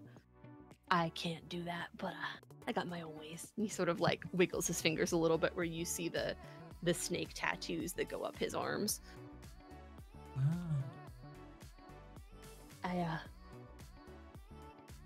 It's a long story, but like, it's good. Are you done? Come on. You gonna go see Mosey? You are incorrigible, you know that? You love me only because I have to. Come on. And she lets go. She lets go of your hand, Ashley. Her name's Mosey. She runs one of the tours, but I don't know where we exactly are. The points aren't always linear. Sometimes it'll have you off by a block or two, but we should be in the right general area. And she comes around the corner of the alley, and you are in the middle of bustling downtown city in the middle of the day. There are cars driving through. This is more traffic and more people, even in this sort of off street that you're on, than most of you have ever seen in your life. You have all grown up in a relatively small town that is growing up to be something bigger, but not like this. Not to the extent. Everything looks different, everything sounds different, everything smells a little different here too. And Oleana is just sort of on, not quite the warpath, but she's just heading the direction that she wants to go. Slow down, not everyone go as fast as you. And Hudson's like trying. He's not running, but he's like, you can see he's walking slower to keep up with the rest of you. And Oleana is just like halfway down the street. Man, you gotta slow down. They're not as. Come on. And he sort of is like trying to like nudge the rest of you to try and follow her before you lose her. And you continue to follow, making your way around corners, sort of just barely being able to catch Oleana. She does look mortal again, so she is a bit harder to spot, but Hudson is able to lead you, and you do all see again as a group of those little red butterflies follow up path. Blomsky, you watched as your mother sort of snapped her fingers and sent them after Oleana to follow her, so we can at least have something to follow. I can't hold it forever, but it'll work. And you continue to follow the path of these little butterflies, the path that Oleana is leading until she stops sort of halfway up a hill. The city is very strangely built. It is full of lots of weird streets and corners, and nothing makes any semblance of sense. Even the street names seem to go all over the place, and everything is sort of half on an incline or on a really, really steep incline. It's very different than what you're all used to. And Oleana stops in front of this, like, seemingly unassuming building. It looks like part of it might be an apartment complex, but she stops in front of this awning, and you all see, like, a beat-up looking, like clapboard sign sitting on the corner that proclaims Seattle Underground Tours. Last tour, 7 o'clock. I think this is it. She hasn't changed addresses, has she? Not that I'm aware of, man. Come on. And Oleana just looks at the rest of you and pulls the door open and holds it open for the rest of you. There is a very obnoxious jingling noise from like what looks to be like 4 different hanging bells on like the door handle, and she's just holding it open, waiting for the rest of you to come inside. Actually, we'll go inside there. Everyone else is just kind of wiggling, sir. I'm following along. And you all make your way inside, and at first glance this just to seem to be like it's like a basic, like it's the lobby of something. There's some chairs, there's some tables, there's a big desk over on one side, and you don't see anybody right away, but you do see there's like a bell sitting on the countertop and a bunch of like pamphlets and other things. There's like a very old fancy looking like cash register machine, like really old school fancy like brass looking one. It might just be for display, and on the wall there is a big like a sign with times written on it, and a bunch of like a chalkboard, and there are times crossed out, and there's like 2 more written at the bottom. There's one that says 4 o'clock and one that says 7 o'clock. Be with you in a moment. Hold please, I'm just in the middle of something. And there's a voice from beyond the desk into a little room behind you. That's okay. Be there in just a minute. I'm so sorry. Been in a little bit of a rush. Oh my goodness, where did I put them? And you see something very, very bright sort of poke its head through, and you realize at first that it's like feathers, and then you see the figure turns, and it is in fact a person. Tan skin, long white dreads, wearing this ridiculous looking like multi-hued feather like shawl around her shoulders, and she has like big round lensless glasses with like very pretty like chains hanging off of them. Can I help you? Our next tour isn't for a couple of hours, but oh my god. Haven't seen you two around here in a long time. Hello, Oleana. Hi, Mosey. I think you know what I'm doing here. Well, yes, I know what you're doing here, but, are all of them with you? And she just sort of does a little, like...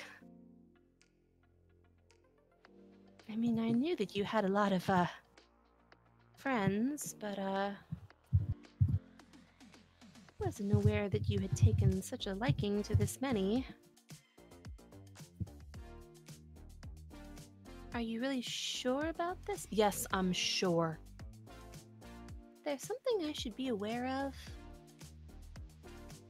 We're not exactly like normal. Well, I could have told you that. You're here after all.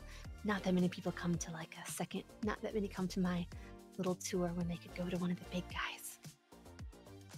Usually they have a more specific purpose in mind. And she sort of shakes her head a little, and you all see hiding underneath her hair, the tips of her ears come up into points. I mean, you know how it is, like Elf! That is one thing that you magic call sword, possessed. like, ancient blood. I think Carter's still got that ball thing. And the magic of rollerblades. Oh, that's And- very Elf! important magic. Are you just going to keep saying that, or is there something else that you have to contribute to the conversation? Night elf or blood elf? Neither. Are you having a Wood stroke, elf? bud? High elf? Shadow Kai? I don't think you could Drow? pronounce Shadowkai what don't I exist yet. am. You could pronounce what I am in your language, but It's a Dunmer. I suppose Wood Elf might be the closest. Oh, If that's what you're looking for. that's a little disappointing. Usually your English names for things kind of kick ass. Like Court of Ashes. That's so cool. That's a direct translation. Not quite direct. Sorayam Atrium is the true name of this of the Fairy Hill. It's just what it's translated into from the Latin. I like look at Oleana and I was like, Oleana, it's just Latin? I assumed it was like some unpronounceable fairy language, like my human tongue couldn't say it and couldn't comprehend it. It's just No. Latin? You could have just told us the Latin name? We I can have remember Latin names, I've Oleana. been saying it, but nobody studies other languages other than like. Never mind. Nerds? Oh, nerds? You mean nerds? Like the group you have in front of you? I'm so Hey, sorry. I don't know why this has that's pushed nerd. my button. She makes a You never very really leave the life. out grumpy face, like. I'm sorry. I don't know why that pushed my buttons. Also, Ashley, you reference Star Wars a lot. You do, man. Like a lot. Star Wars kicks ass. No one's arguing that. No. Nobody is arguing that, man. But like, you talk about it a lot. I hear episode So- 3 is gonna rule. I know. I'm so excited. It hasn't been great, but I think episode 3 is gonna stick I the know. landing. If we survive this, movie night. I genuinely remember being optimistic about episode 3. I know, me too. I'm like super looking forward to like everything that Count Dooku's gonna get up to. I know. I can't wait for us to learn the mysterious past of General Grievous and learn more about this mysterious character they've been teasing for so long. He hosts like 8 lightsabers. It's gonna Yeah. be the best duel in all of Star Wars. Wait, I'm you sure- wanna I'm watch sure he's the not just gonna creepy cough the- animation. I'm sure he's With not just gonna micro cough the series? whole movie. I'm sorry. We need to get back to the story. I'm sorry. It's okay. There is a brief interlude as you all get into, including Mosey, get into a deep conversation about the Star Wars, the upcoming Star Wars. I think we all like realize at once like where we are, what we're doing, and we're like, right, okay. Yeah, and it happens. Okay, You need entrance into the Suram. Yes. All of you? For what purpose, if I can ask?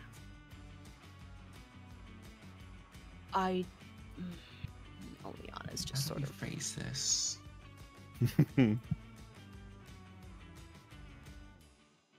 You know the end of the world?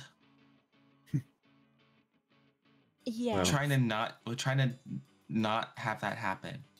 Well, Ashley, it won't be the end of the world for them. So you know the world as we know it? Yeah. We're trying to prevent that from ending. I need to talk to the Avastics. Mosey. Oh. You're gonna get well, I mean, if anybody could get an audience with them this last minute, you probably could. They're threatening war, Mosey. Who? They're just a bunch of... They're not just a bunch of young fae. They have goals, and they're continuing to push buttons in Hallow Rock, trying to do God knows what. And if we let this get out of control more than it is, if they can get here, then we're in fucking deep shit, man. So that's why you have a bunch of mortals with you. A bunch of mortals who all seem to have such interesting connections to each other and to our world. I didn't do it on purpose, it just kind of happened. Well, I know that's kind of your shtick, isn't it? None taken. But follow me. And Mosey turns around a corner and heads down, heads down a corridor out of the room. Can I just say, like, Mosey's like entire aesthetic, I hate it so much that I kind of love it. Like you wish you'd came up with it. Okay, all of you talked at the exact same time, and it just kind of jumbled into one big thing. So I'm just going to agree with everything that was said, against my better judgment.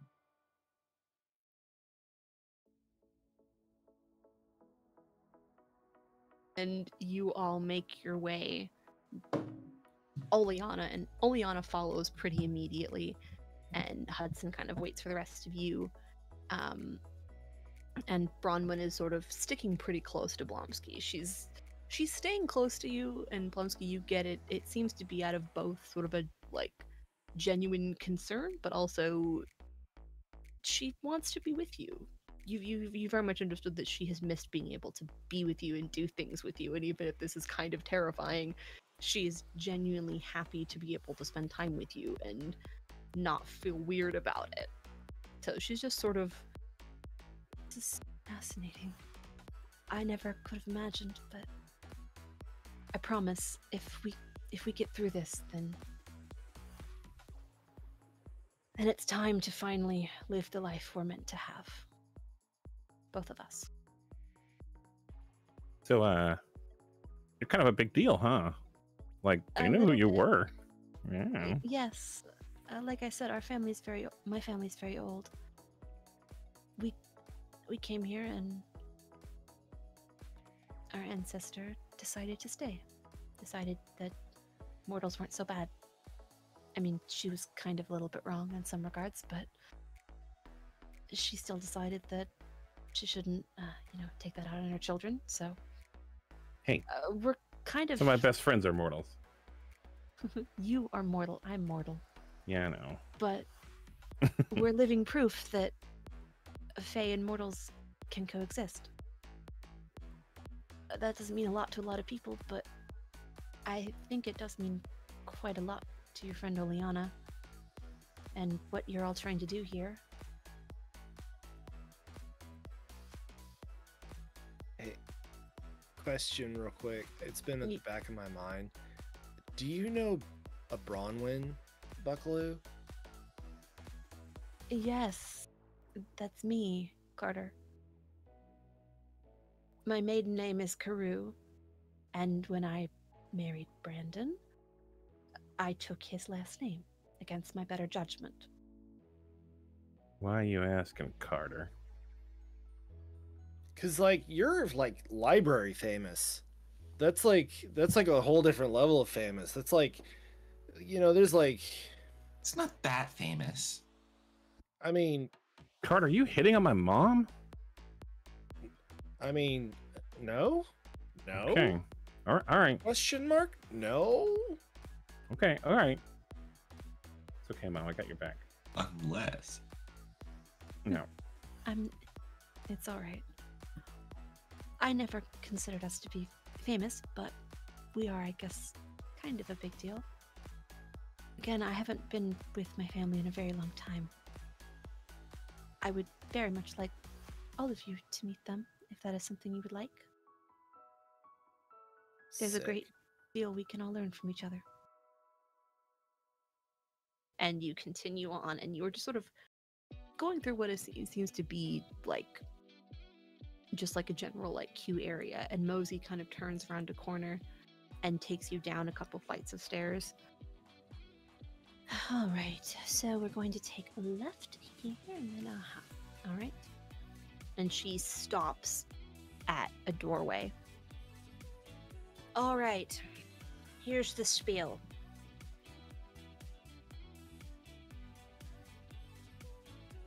You are about to enter what is possibly one of the most dangerous places you're ever going to be in. Sick. Listen to the Fae in the room, the two that are with you. We're going to be staying with you. They are responsible for you, more than they have ever been before. Everything you've heard is true, to some respect. This is the heart of our civilization. There are going to be creatures here, beings here, capable of things you cannot fathom. I think they get it, Mosey. I'm just doing my due diligence, okay? I have to do this. I'm a guardian of a door. So, don't fuck up, and you won't be stuck here for the rest of eternity. Got it? Got it? All right, we good? Yes, I see hands. If we get stuck here for all of eternity, does that mean that we get to become immortal? You're not immortal, but your aging will stop for as long as you're Sick. here under that protection, but you will also not be within your right mind. And your soul will not belong to you, and depending on which Fae takes ownership of you, you will be subject to whatever they wish. So I don't necessarily recommend it for most people. It's not great. So you said like don't fuck up, which like heard loud and clear. But how would you define fucking up? And she just turns to the other two. I'll let them decide that for you. Again, they are responsible for you. Don't wander off. Don't initiate conversation with anyone who does not initiate conversation with you or me first. Don't eat anything. Do not eat or drink anything you are given. Do not offer your name or anything else of importance to you. But so like don't offer your name, but if somebody else says your name, is that like cool, or is that like no? No. Everything I've said about Faye is more true on the other side of that door than it ever has been. Cool. There are so, many very powerful creatures here, and their power is only stronger when they are together. I'm going to do my best to keep myself under control. She just sort of is doing this with her hands.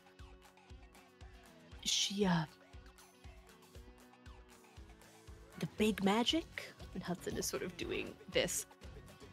It affects older Fae more than it does others. My family's not quite as... Like, I'm pretty safe, but she's not an Avastic, but she's pretty damn close. So,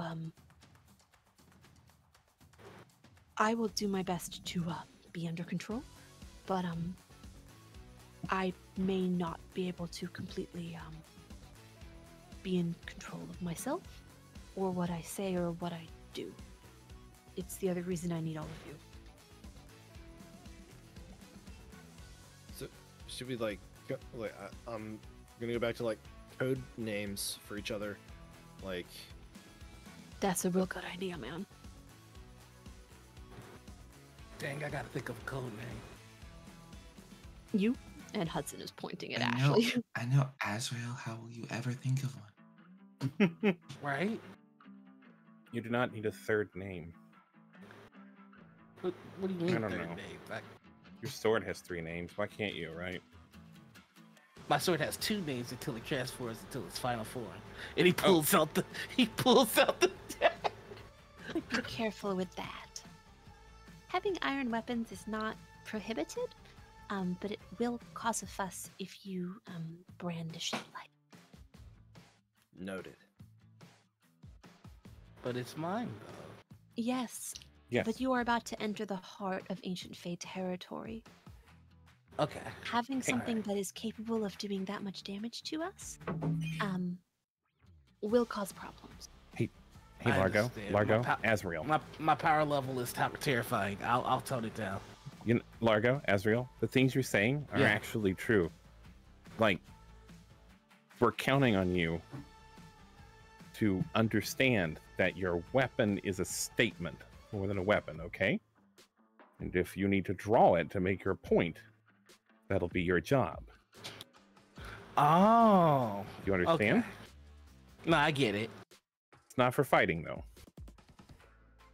I get what you're putting down. Oh, God. Trust me. When the time comes, I'll be ready. You know what? I'm going to choose to trust you. I think good things will happen if I just let you rise to the occasion. I got this. You know, minorly off topic question. Yes. So, like, they're all like old-timey Fae. Not all of them, but there's a lot of Fae that live here. A lot of the oldest ones do still live here. I'm kind of an anomaly. And you say that like when they're together, like they get more powerful. Yes. It, like I said, it can affect me because I'm not one of... Again, I'm one of the last of my kind, and we're all pretty old. So as someone who's like also the last of her kind of. You may experience some things are heightened because of your Fae lineage. And she looks I between just you wanted and to both of make the sure. buckaroos. I It just won't wanted to be like as- verify in case something happened.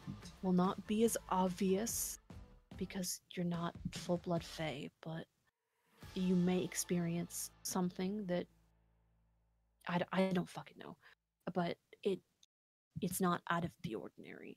Again, it tends to mostly affect Fae of my age and older because the longer we live, the stronger we get, and when we're all together, it heightens our power. It's why places like this exist. I just like didn't want to like go in there and have like a massive power spike and everyone be threatened. Oh yeah, no, that's like totally legit. And Hudson is just like smiling. Are we gonna like go though? Yes, I Oh, can't. should we be standing here for like a while? Yeah, you've been standing in my doorway for a while. And Mosey pulls out a long chain from sort of down her shirt, and there's this very pretty gold key, and she puts it in the lock, turns it, and pulls the door open. And at first you don't really see anything, but Oleana takes just a step to the threshold, and you start to see light beyond sound. It's still very dark, but the moment Oleana steps over the threshold, there you go, Laura. You watch as her glamour it doesn't shimmer away, but it falls away, and she is left standing as the fae that she is, and she just sort of steps and waits, turns around, and those bright green eyes are looking at all of you. Come on. I have an audience to get. And each of you step over the threshold and have this strange sensation of it's different. You are fundamentally leaving your own world and entering another. Ashley, you feel that sensation, that cool water. And it is like, as opposed to that soft feeling that it was, it's almost like for a second you've just been dunked into an ice bath for a second as you step through the threshold. And it's not like your fingers feel wet, but there's this sort of like, it's like as you're walking, you can kind of feel the condensation in the air a little bit. Blomsky, as you're walking with your mom, you see her eyes have gone that red gold color, and they're not changing. They're just sort of glowing and letting off these two sort of points of light out from where she's looking. And she is walking next to you, and her hands are sort of just moving very idly, that sort of spark of light. And you see where she steps there, that light is in her footprints. And as you're walking, you look back at her, at the steps that where she stepped, and there are not just red gold footprints. They're next to them in the path that you've been walking in are much fainter, but getting stronger the closer they are. This sort of silvery blue, and they both sort of fade away the more you're walking, but there is this sort of now tangible evidence of whatever power you have. And the other two of you, Largo, you feel from where you have it tucked away, you feel the knife, the dagger. It's almost like a very faint little hum of recognition. It knows where it is. It knows what its purpose is. And how does that make it? It's very satisfying. It is so satisfying. It's awakening. He just says it like that to himself. It's almost ready. And Carter, you are just watching all this happen and looking around at everything. And things start to slowly change from just a tunnel with these very faint sort of, not torches, they just seem to be some sort of light sources like embedded in the wall, to you come around a corner and it starts to become more of, it's still an organic space, but it opens up into what might have been a cavern, but this is unlike anything you've ever seen. It's hard to describe the way that what might be a city, what might be what's left of a city, is just built into the ground, into the walls. What might be the remains of buildings that have been grafted onto with what might be magic, what might be something else. And Oleana just keeps, like, she's on a one-track mind. She's not even looking at anything. She's just looking straight ahead. Yes, you are very correct. It is very FMA in that sort of vibe. And you don't see people at first, but the more Oleana is walking, you do start to eventually notice, you all start to notice people walking around, like across the way or around a corner, and they're all sort of talking to each other, very hushed whispers. You can't hear anything any of them are saying, but they're all looking at all of you as you make this wide path down these what might have been streets at one point, what might have been something else, you're not entirely sure. And as you keep going, Oleana's just, anyone who's close enough to see, she's sort of like breathing very deeply, very much trying to keep herself together.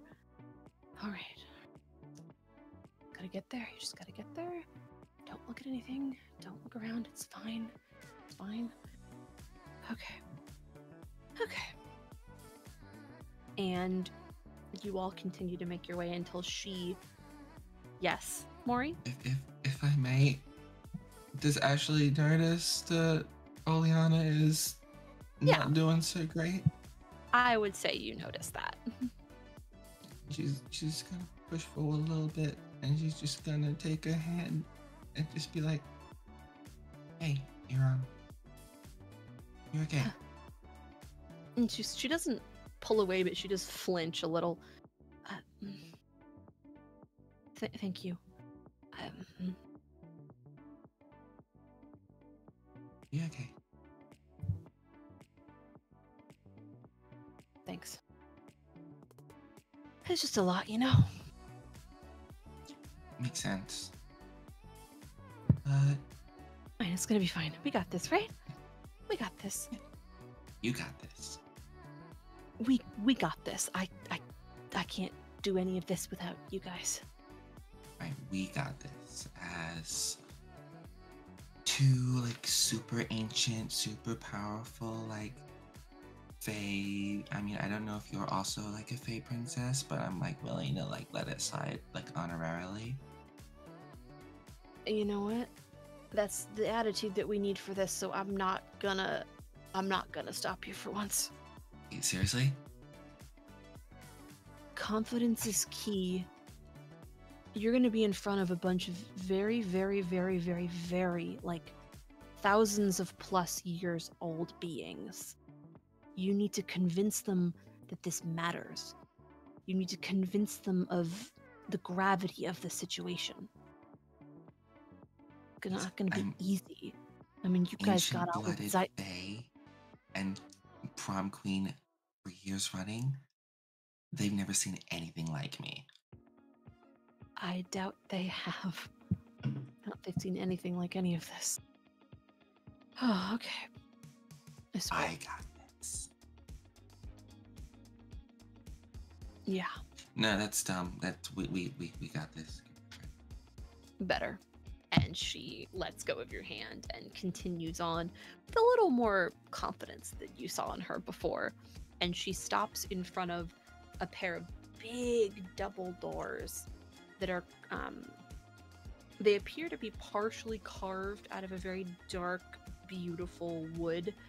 And about halfway up, the material shifts and changes into this very pale, you're not really sure, you can't tell because it's very tall. These are like as tall as the cavern is, which is very, very, very, very, very tall.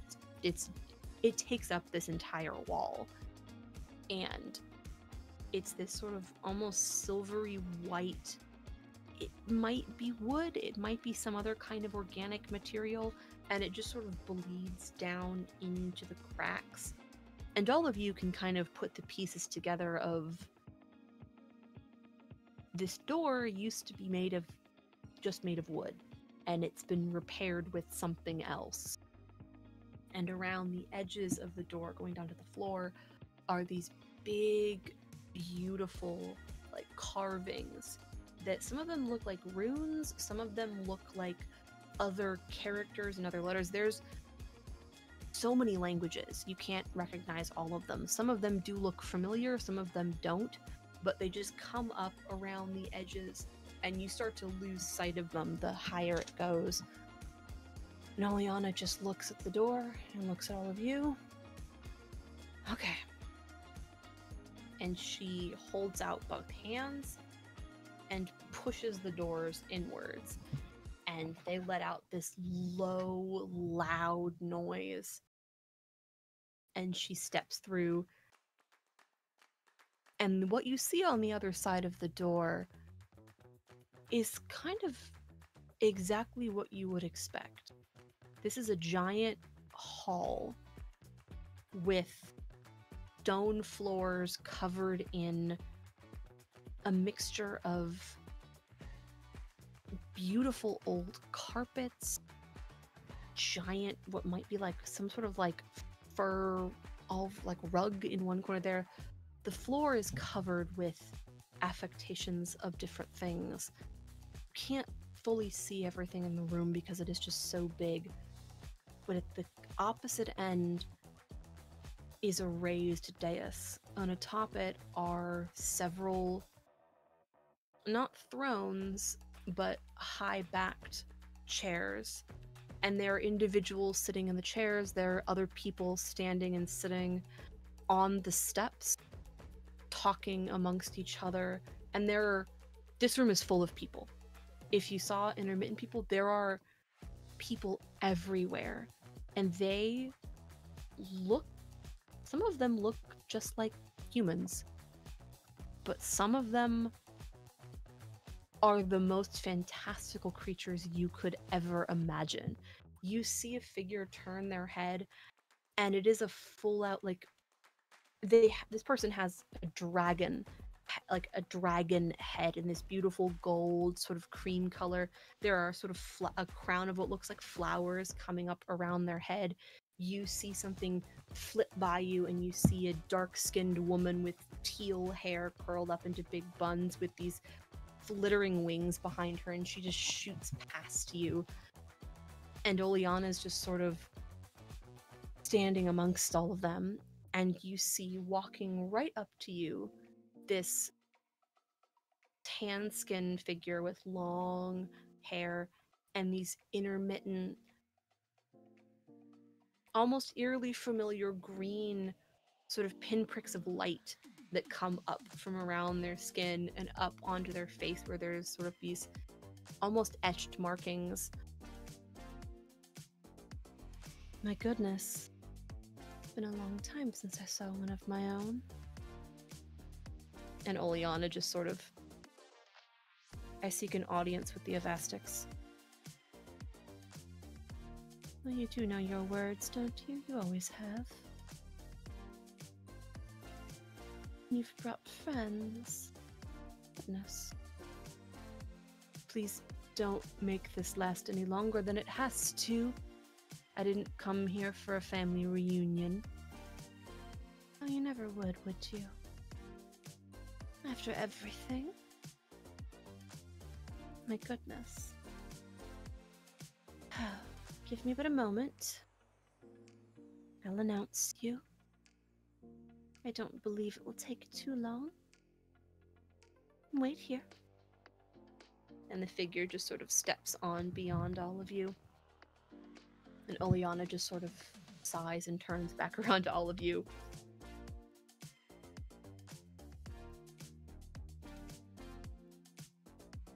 Just remember everything I said. Remember everything Mosey said. And I think we're gonna be okay. I think. I'm trying to keep myself together. Okay. And she turns back around. And the other figure holds up their hand. And Oleana leads you up towards the dais. And you see these fae sitting there, these ancient beings that look... Some of them look exactly what you would expect. You see an ethereal woman with blue skin and long white hair with like a crown made of gold, long elfin ears, just sort of sitting, leaning back in her chair, watching all of you. You see the sort of figure with the marks step up and hold out a hand, you see sitting in another chair, looking back at all of you, this almost like Harlequin-esque figure with very sort of bright affectationed clothes and very pale white skin and white hair, just sort of looking out at all of you from where they're sort of lounged in their chair. You see a very interesting looking figure with gray skin and sort of violet colored hair. Their skin almost looks to be made of stone, and there are burn scars going all the way down their mouth and their jaw and their neck, very similar to the scars that you see on Oleana. And they are sitting the most upright in their chair. And then the last figure, very small, very slight gray skin with curved blue horns, sort of sitting on the edge of this very large chair.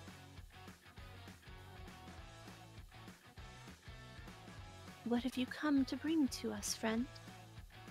You bring such interesting guests.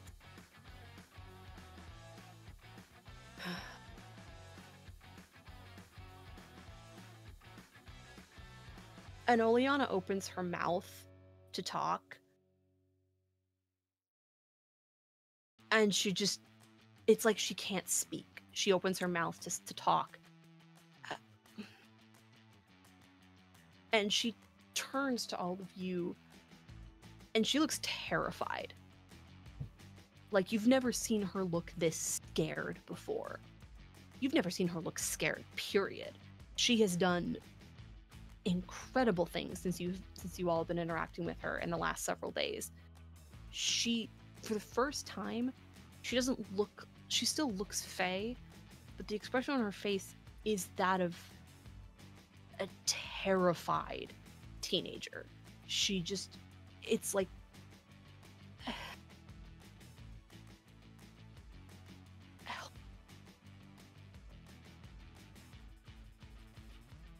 Ashley's just gonna run up and hug her. And she pulls back from you and holds up her hands. Just So, Yes. before something bad happens. my friend has gotten a little tongue-tied, so I would like to step up and explain our presence here, if it's not overstepping, I hope.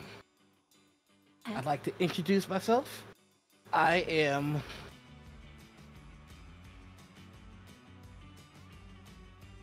Arthas Stormwind, and I would like to explain that me and my mortal friends here are heroes who are ready to assist the world of the Fae.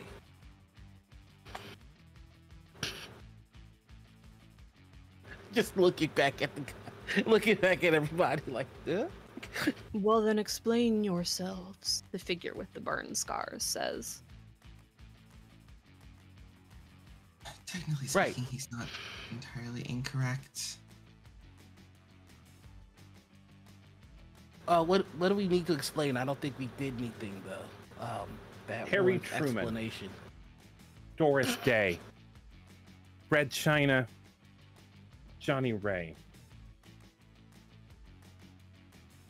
Billy What do Joel. these things have in common? They were written by one of our greatest poets, William Joel. And in his words, I also say, we did not start the fire. We understand that it's still burning. Okay, I think before you continue, keep in mind where we are right now and the context in which this place exists. Oh yes, I know. That's why I don't referenced think that- William Joel's "We Didn't Start the Fire." So- Did though. I mean, not us technically, but We did not. We in this room did not. But we understand that we take on the responsibility of our ancestors. Interesting, the scarred figure says. And the blue-skinned woman, sort of still leaning back in her chair. Yeah, Fascinating. sorry, we're massively underqualified in trying to help prevent an insurrection that'll end with all of mortal could have told kind you. being I could have subjugated. told you that first part. To continue, I do know everything that is going on in this place, and I feel like I would be aware of a rebellion in my midst. What proof do you bring? Hey, Arthas, remember when you almost got murdered, like literally earlier today?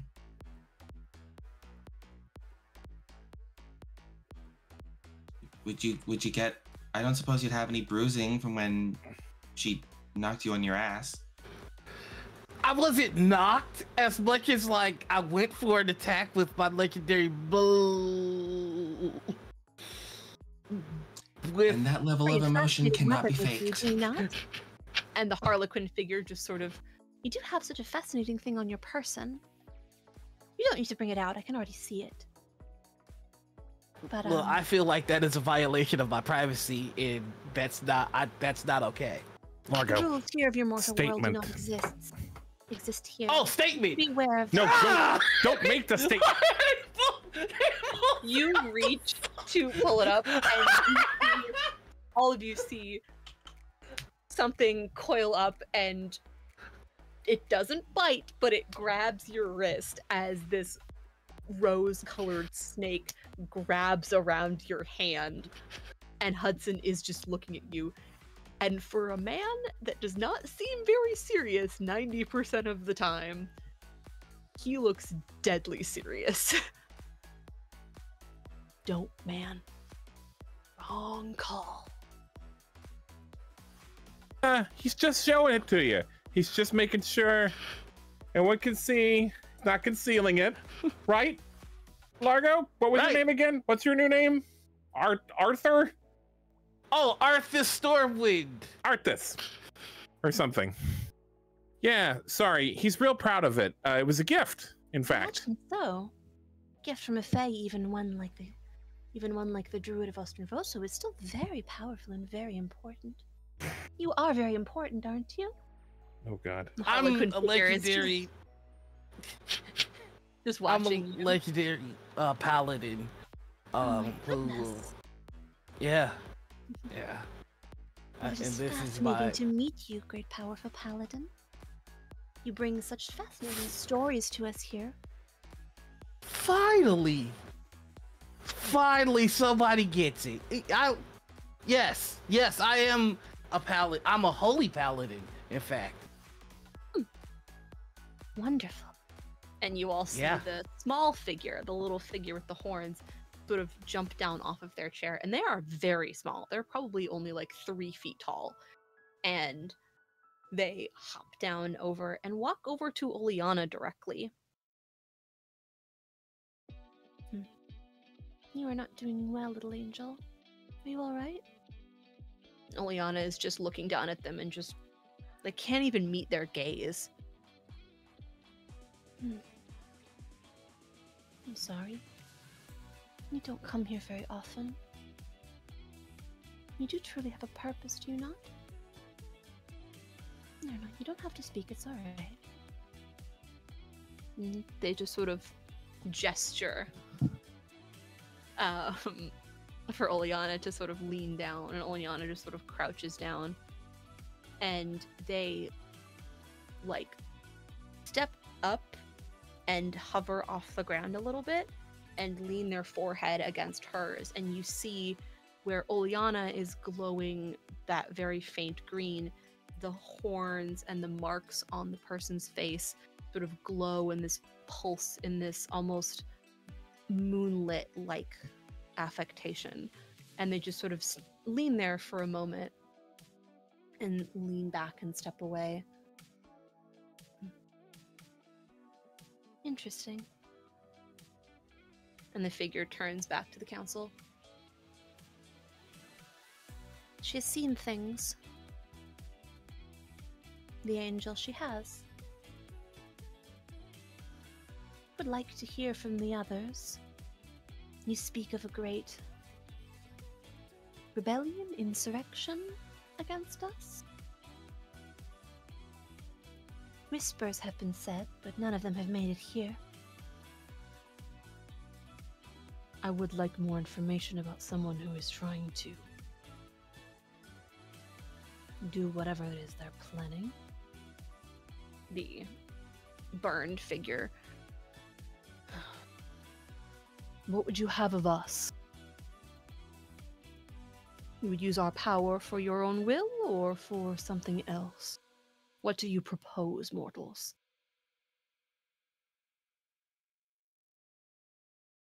And she is saying that. You should have. Don't? Yeah, before Do you that? even mention that knife, I think it would be best to merely ask for assistance and leave that decision to those who are far older and wiser than a bunch of teenagers. Or you can Well, give us hold- magic. hold- and we hold can on. Help and stop it ourselves.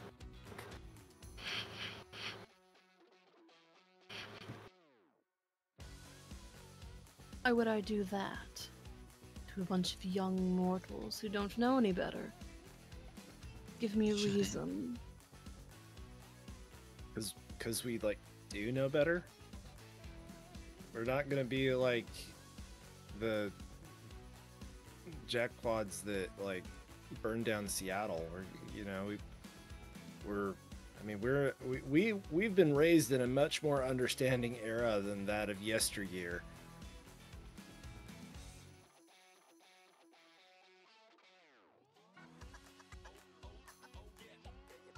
We've got a long ways to go, but like if we don't have opportunities for growth, then we can't really grow into that now, can we? Suppose a point is made.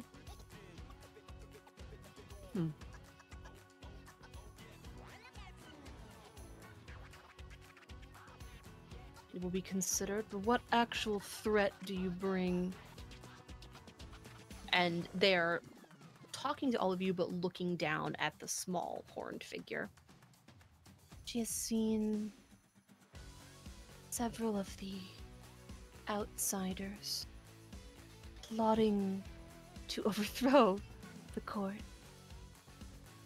They seek to expose secrets. The secret. The angel at least believes that they are a threat. They did outwardly threaten mortals, and they have been for some time.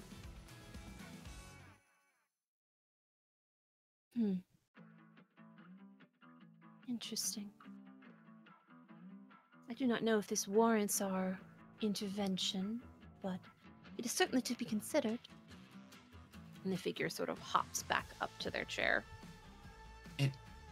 It may not warrant intervention at the current stage it's at. But I will say, as someone who has no small amount of influence in her own circles, sometimes stepping in with force early sends a greater message to those that would come after.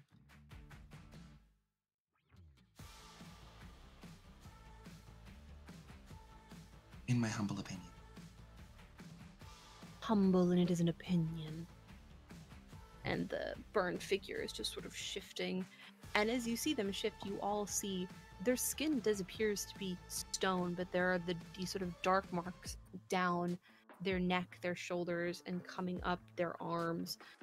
This is someone who is just as burned, if not more burned, than Oleana is. I have no reason to trust mortals, but I suppose. Hey, Mom? can you do like a Twilight thing here? Can you like see the future a little bit? I Right. can't do it on command. Okay. And your mom sort of very quietly steps forward. I don't know the proper protocol, but we know who you are. The Harlequin figure is just, we know who you are. It's all right. And the blue-skinned figure, almost taken aback for a moment. A daughter of the Karoo bloodline. The daughter of the Karoo bloodline. And a son. And they look over at you. Yes. And incredible. I'm gonna try. Look, I'm gonna try to do it. I'm gonna try to like. I'm gonna try to butterfly it. Yes, I would like you to roll. Ooh, this is going to be. I'm trying to remember what we made it last time. I don't remember either. Yeah. I'm pulling up my sheet so I can double check what this would be. Load, please. Wait, say again. I said load, please. My Oh, page load, is please. loading. Okay, I thought you like. I'm sorry, friends. But you asked My me. pages don't want to load things today. Let's see. This is going to be. Ah, that's right. This is going to be a grit check. Okay. All right. Yeah. That This tracks. is going to 'cause be a grit check of 8. I'm finding my center in the midst of. That you are focusing on your intensity. intention Yeah. to do this thing, to prove you are what you say you are. Go ahead and roll. My grit's middling. It's my 8. And I rolled a 7. What was my threshold? 8. I'm gonna use a token. I'm gonna use an adversity token. You focus on. You are going to make this butterfly. You are going to prove you are what you say you are. And you hold out your hand and you feel you have this power. You know what to do. And you watch as the tips of your fingers start to turn this silvery blue color. And out from your fingers appears, it's not as big, it's not a lot, it's not flashy, but this butterfly, this blue, silvery blue butterfly appears just above your fingertips. And it is almost, you realize the blue is a very similar shade to this crowned figure, like the color of her skin. Maybe it was intentional, maybe it wasn't. But they just sort of looked at you. Yes.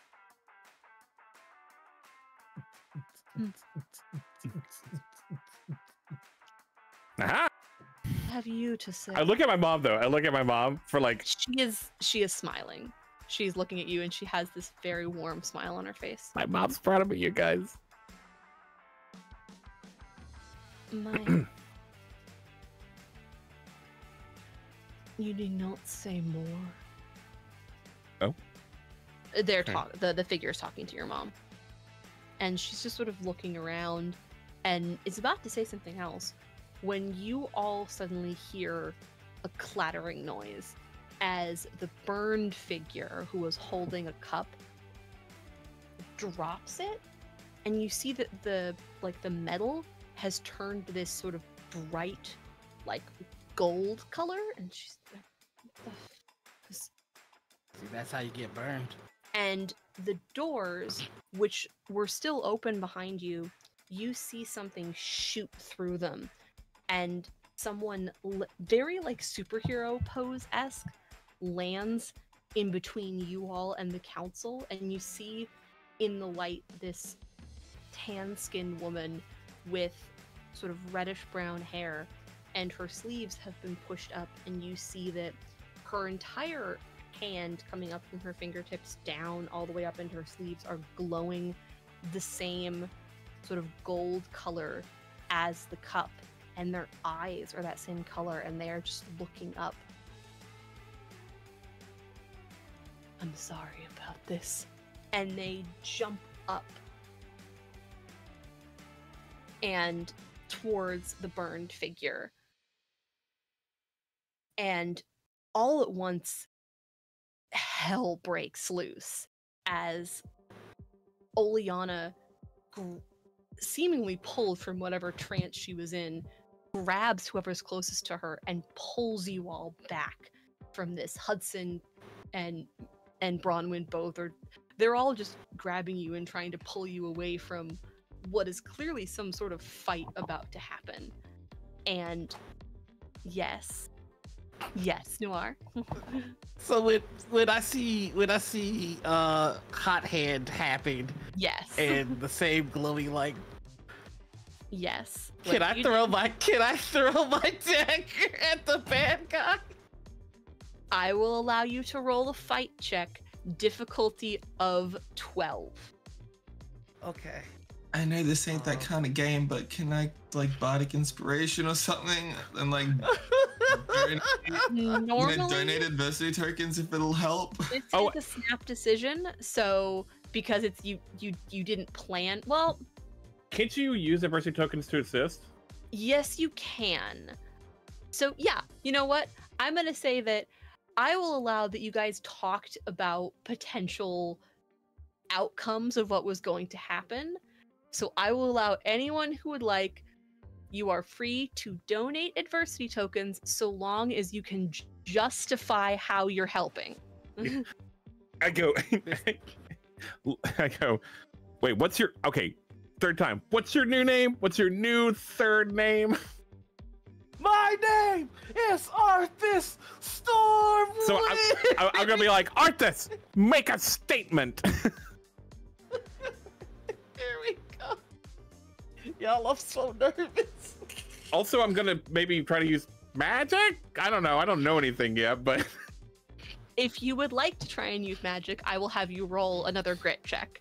okay. Y'all, I still got it in my hand. What happened? Fireball. my fight is a D6, Uh-huh. and I rolled a 6. All right, So all right. that- We've got one Loading. explosion. All right. Here we go. This is. House traffic. I'm taking a picture. I'm taking a picture. Oh my god. Oh, I could not Please don't mind my dirty mat. That's 2 explosions. This is how we you just have reached the this is how we 12. do it.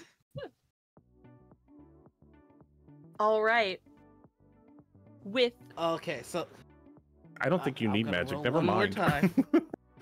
Oh crap! The real magic was the dice alone. Or maybe we can say, maybe it was a little of my magic. you know what? You know Maybe. what? Who can say? The real magic I of the will friends say- you made along the way.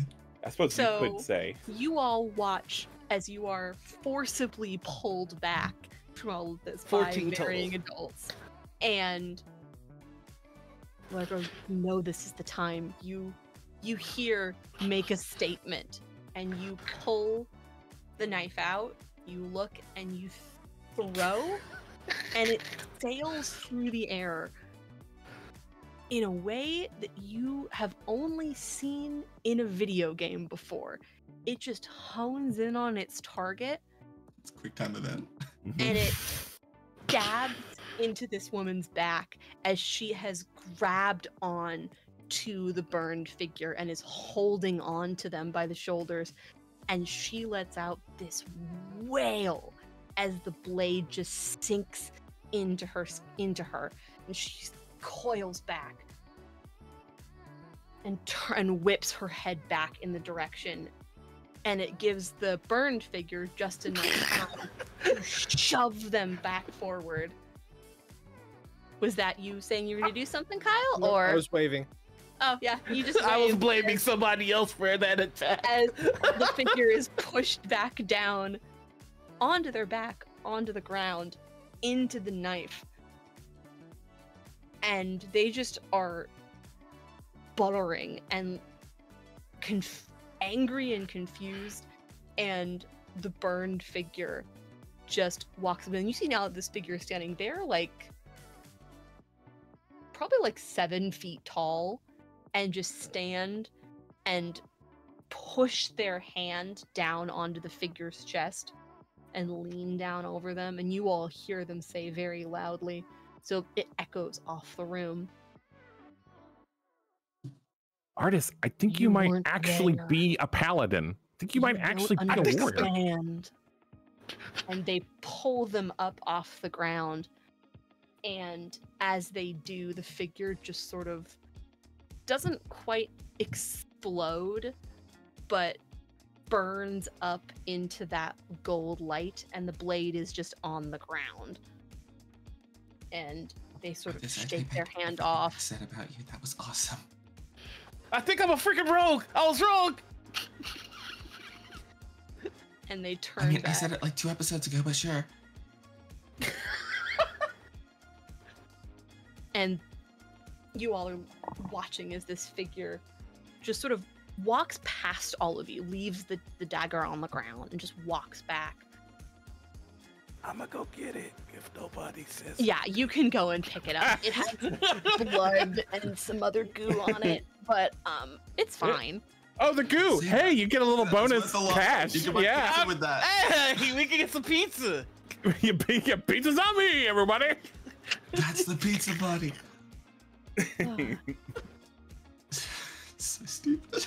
And Oleana, you see now, it's like, and it's almost like she has found Whoa, her voice are the in the is midst the of all goo- of this.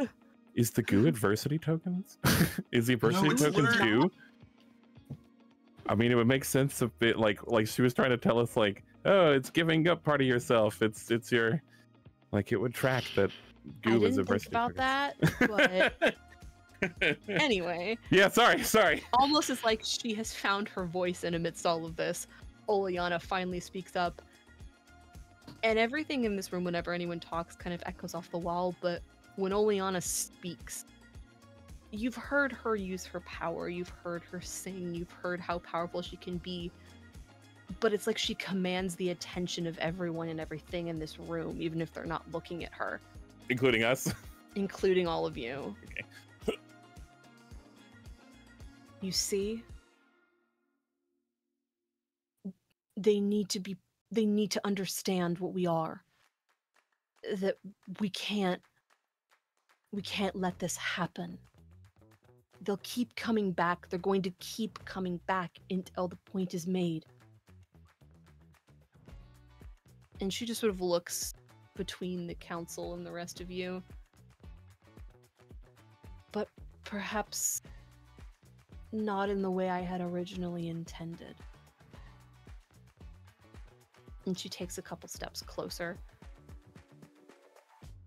They're just children, but they have shown more kindness to the fair folk in their own ways than anyone I have met in my lifetime.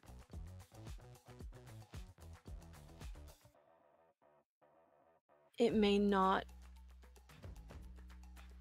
be what you want, but sometimes you have to make a compromise.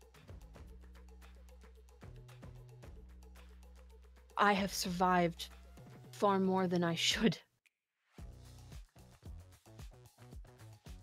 But I know that they have the capacity to learn, to be better than those that came before them. What are you suggesting? What are you suggesting, little weeper? What do you prove? What do you seek? It is time that it is not time for the secret to be revealed, but it is time for the secret to be shared. We have led lives with mortals for ages. It is time mortals led lives with us. Let them understand what we are to some capacity. Let them know their own history. And she looks, Blomsky, to you and your mom, to those who already know Their history. Let them truly be emissaries to our world. Let them be the first of many until it is truly time for us to. And she looks back up,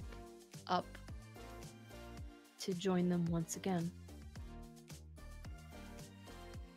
And she takes several steps back, right into the middle of all of you. Do any of you say anything else? In deference to what my dear friend Beta Ray Bill said earlier,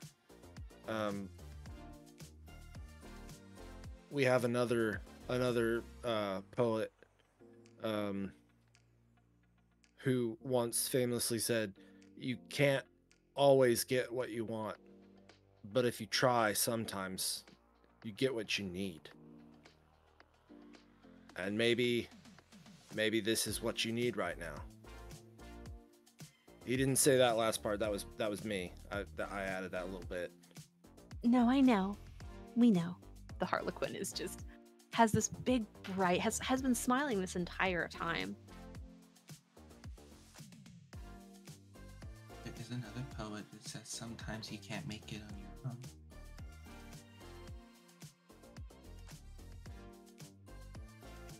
Say you.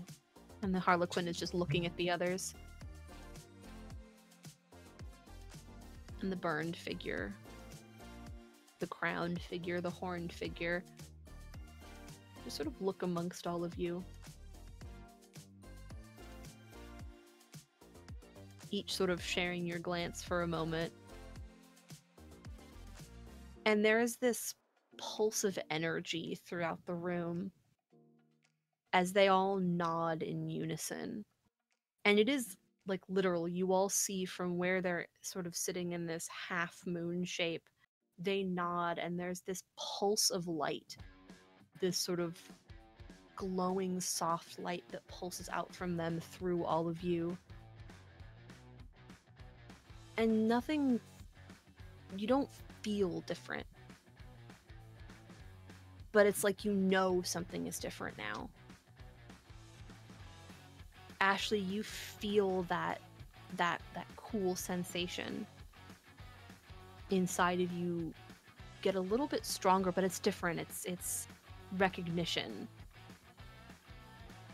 Anybody who is looking at anyone, you see Bronwyn's eyes have still been glowing, but if anyone looks in Blomsky's direction, even if he is wearing his sunglasses still, there is a little bit of blue light coming out from behind them, as anyone who would look and see that his eyes are now also glowing that sort of silvery blue color.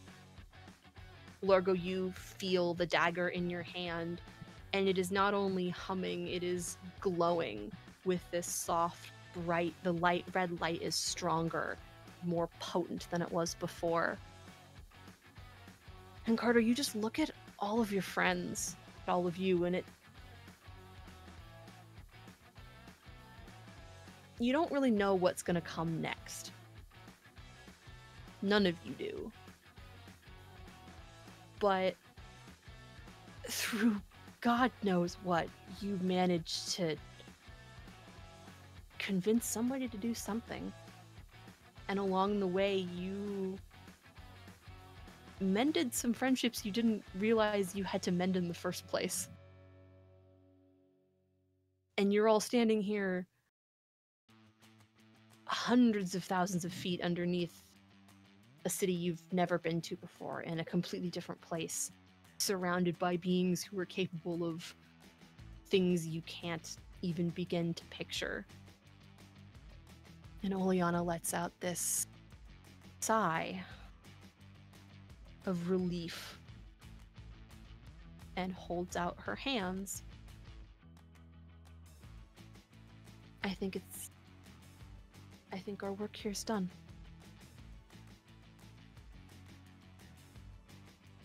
I thought it would be harder, honestly. I mean, it wasn't easy, but It's just the beginning. sure. And Hudson's looking at you. You're also saying You're- because you weren't the one throwing a dagger into an assassin's back, which, by the way, is really cool. Really See cool. what happens when you stick with LARPing and MMOs? You inherit skills. It's called bleed. I knew you'd rise to the occasion. The beginning, you guys. You're gonna come back here. You're gonna be able to do other cool shit. Yeah, that should have been way harder, but again, you did save one of the founding fae of the city from an assassin, so, like, I think that helps your case. We need like a name. Like emissaries from the human realm is kind of a mouthful and sort of clerical. We need a name. The Buckaloo. No. No? Okay. Mm-mm. Including anyone's Blomski's. name in it is a little gauche. Oh. You have time to think about it, though. And she's Yeah, looking at okay. the rest of you. You are still all friends, aren't you? Your lives are still fully ahead of you. You have time to figure out a little name to call yourselves. I mean, since I found out that Carter wasn't cheating on me, then I suppose so. Well, we want to be something like that's wise, but also like modern, right? You want to like, how about Owl City?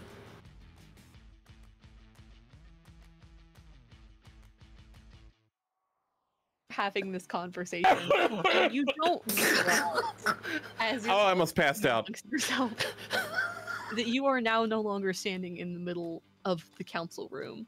Mhm. You are right next to the fucking hole. Oh. Hey, the hole. Like the big fucking hole is just there, and across the way, like on the other side of the hole, you see a figure not even looking at you, just chuck what looks like a hair dryer down into the hole. This way. They just look up and wave across the other side and start pulling other things out of their bag. You see like a book go into the hole, a hairbrush, a bunch of random crap just gets thrown into the hole over the next couple of minutes. I just like I'm just not even phased by it anymore. The teleporting or the people throwing things in the hole? Oh, that the hag is probably real and that's them, and I don't know. They throw things into a hole. Wait, what if It the seems hag so is just a mundane. title? What if the hag is just a title? And it's your mom. It's me. What if our team name is just a statement like, "This is us." What if we're the statement? Ooh. Short, sweet, to the point.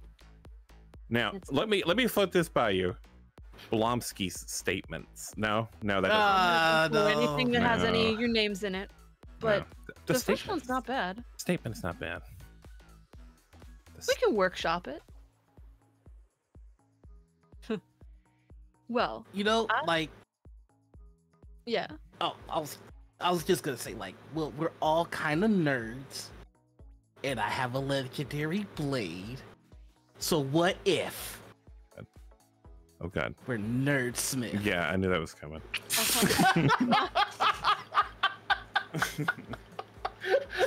Like I saw it. Like like the car in front of me like put their brakes on too fast, and I'm coming up on it.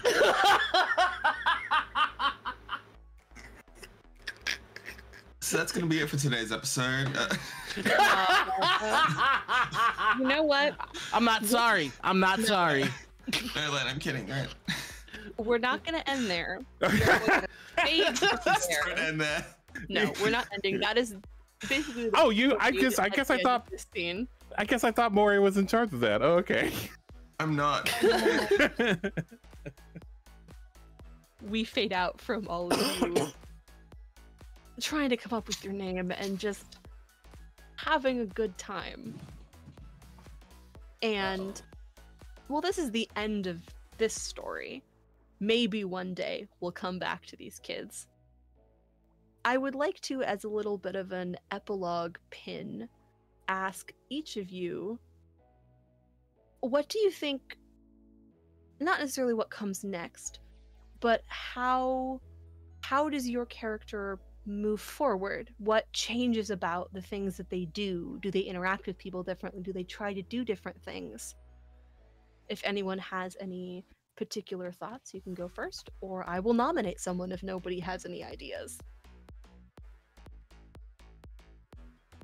This is not long term, this is just in the next couple months, in the next, as each of you comes to realize that there is more going on, each of you start to meet new people, you begin to uncover who is mortal, who is fae, who is to be trusted. Many of you, all of you are individually tasked by members of the Avastic Council to find members of the insurrection.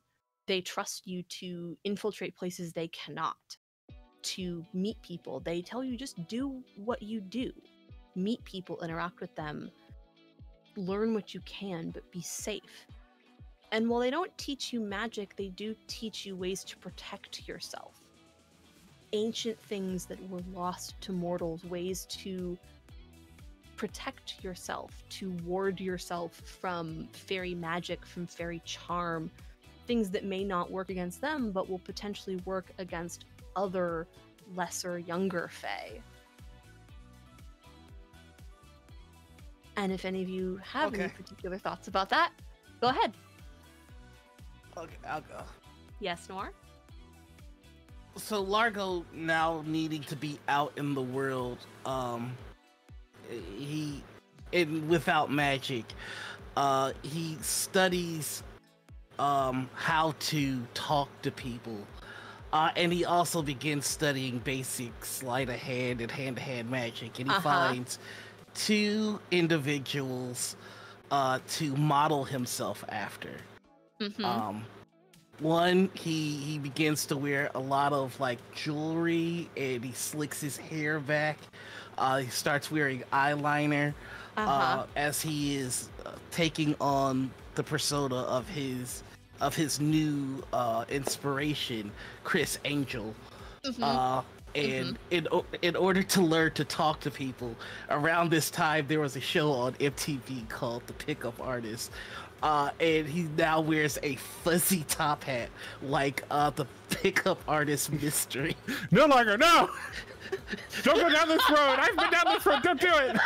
I think there's definitely something with Blonsky trying to be like, this doesn't work. This doesn't work, man.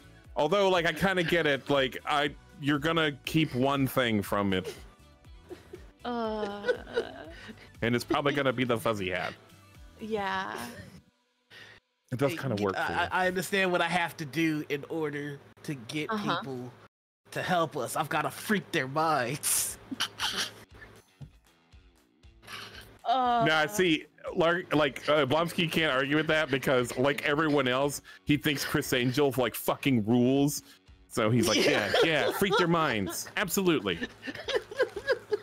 I really want to like. The phrase hand-to-hand magic is like so loaded. That's what you said earlier. It is. Oh, I said sleight of hand. You did. You said hand-to-hand. You said close-up hand-to-hand magic. Wow, you know what? I meant sleight of hand. I'm sleepy.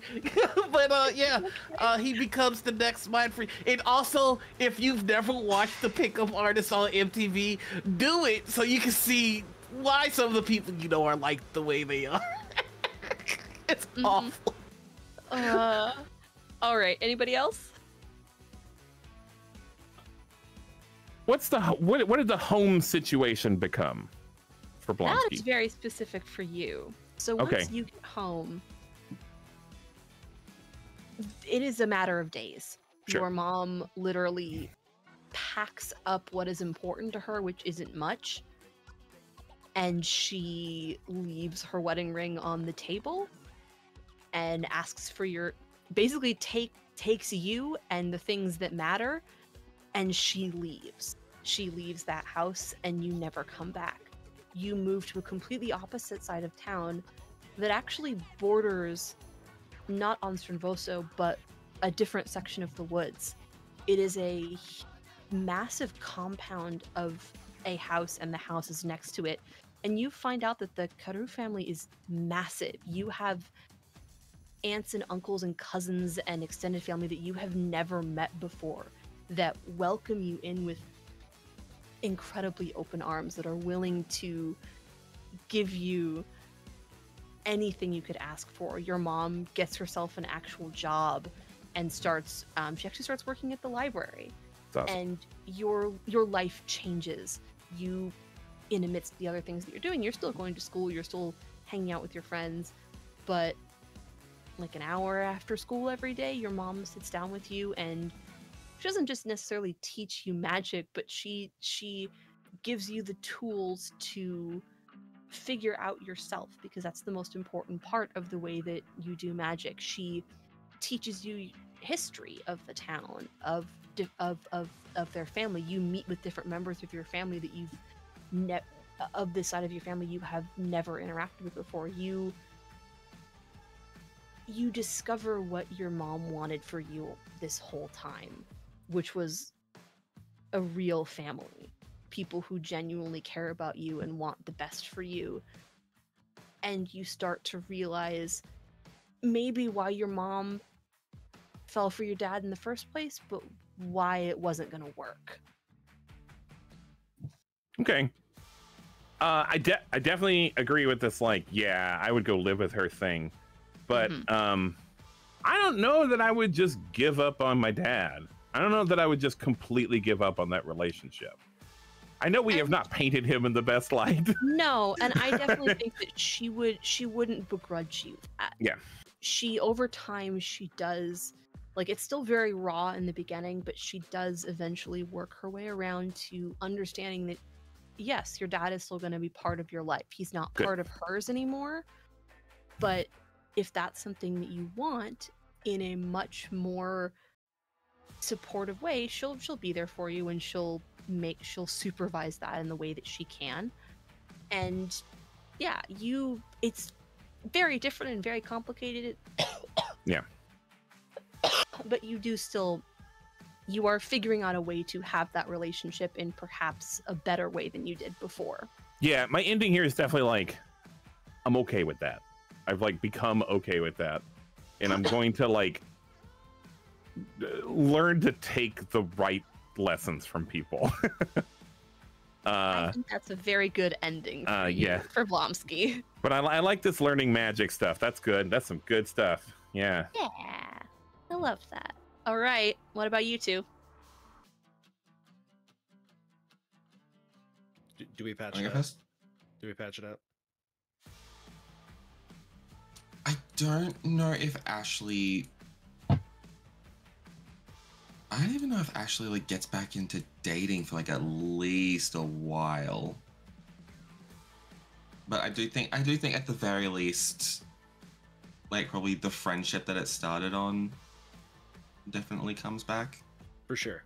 Yeah, because then it actually definitely loosens the hell up a bit and kind of gets back a little bit into the nerd circles that she thought that she'd left. You get some very happy but confused reactions from some of your old friends. It is a very strange thing for a lot of people to watch, is you still retain your friendships with your popular friends, but much like you are becoming a bridge for the communities of Mortal and Fey, you are also sort of starting to bridge a gap between cliques that has been unheard of as to this point, especially in a small town like this. And it takes some getting used to for people, but you're Ashley fucking Walker. People don't mess with you. When you want to do something, you do it. I was like, she doesn't tell a lot of people that she's getting back into it.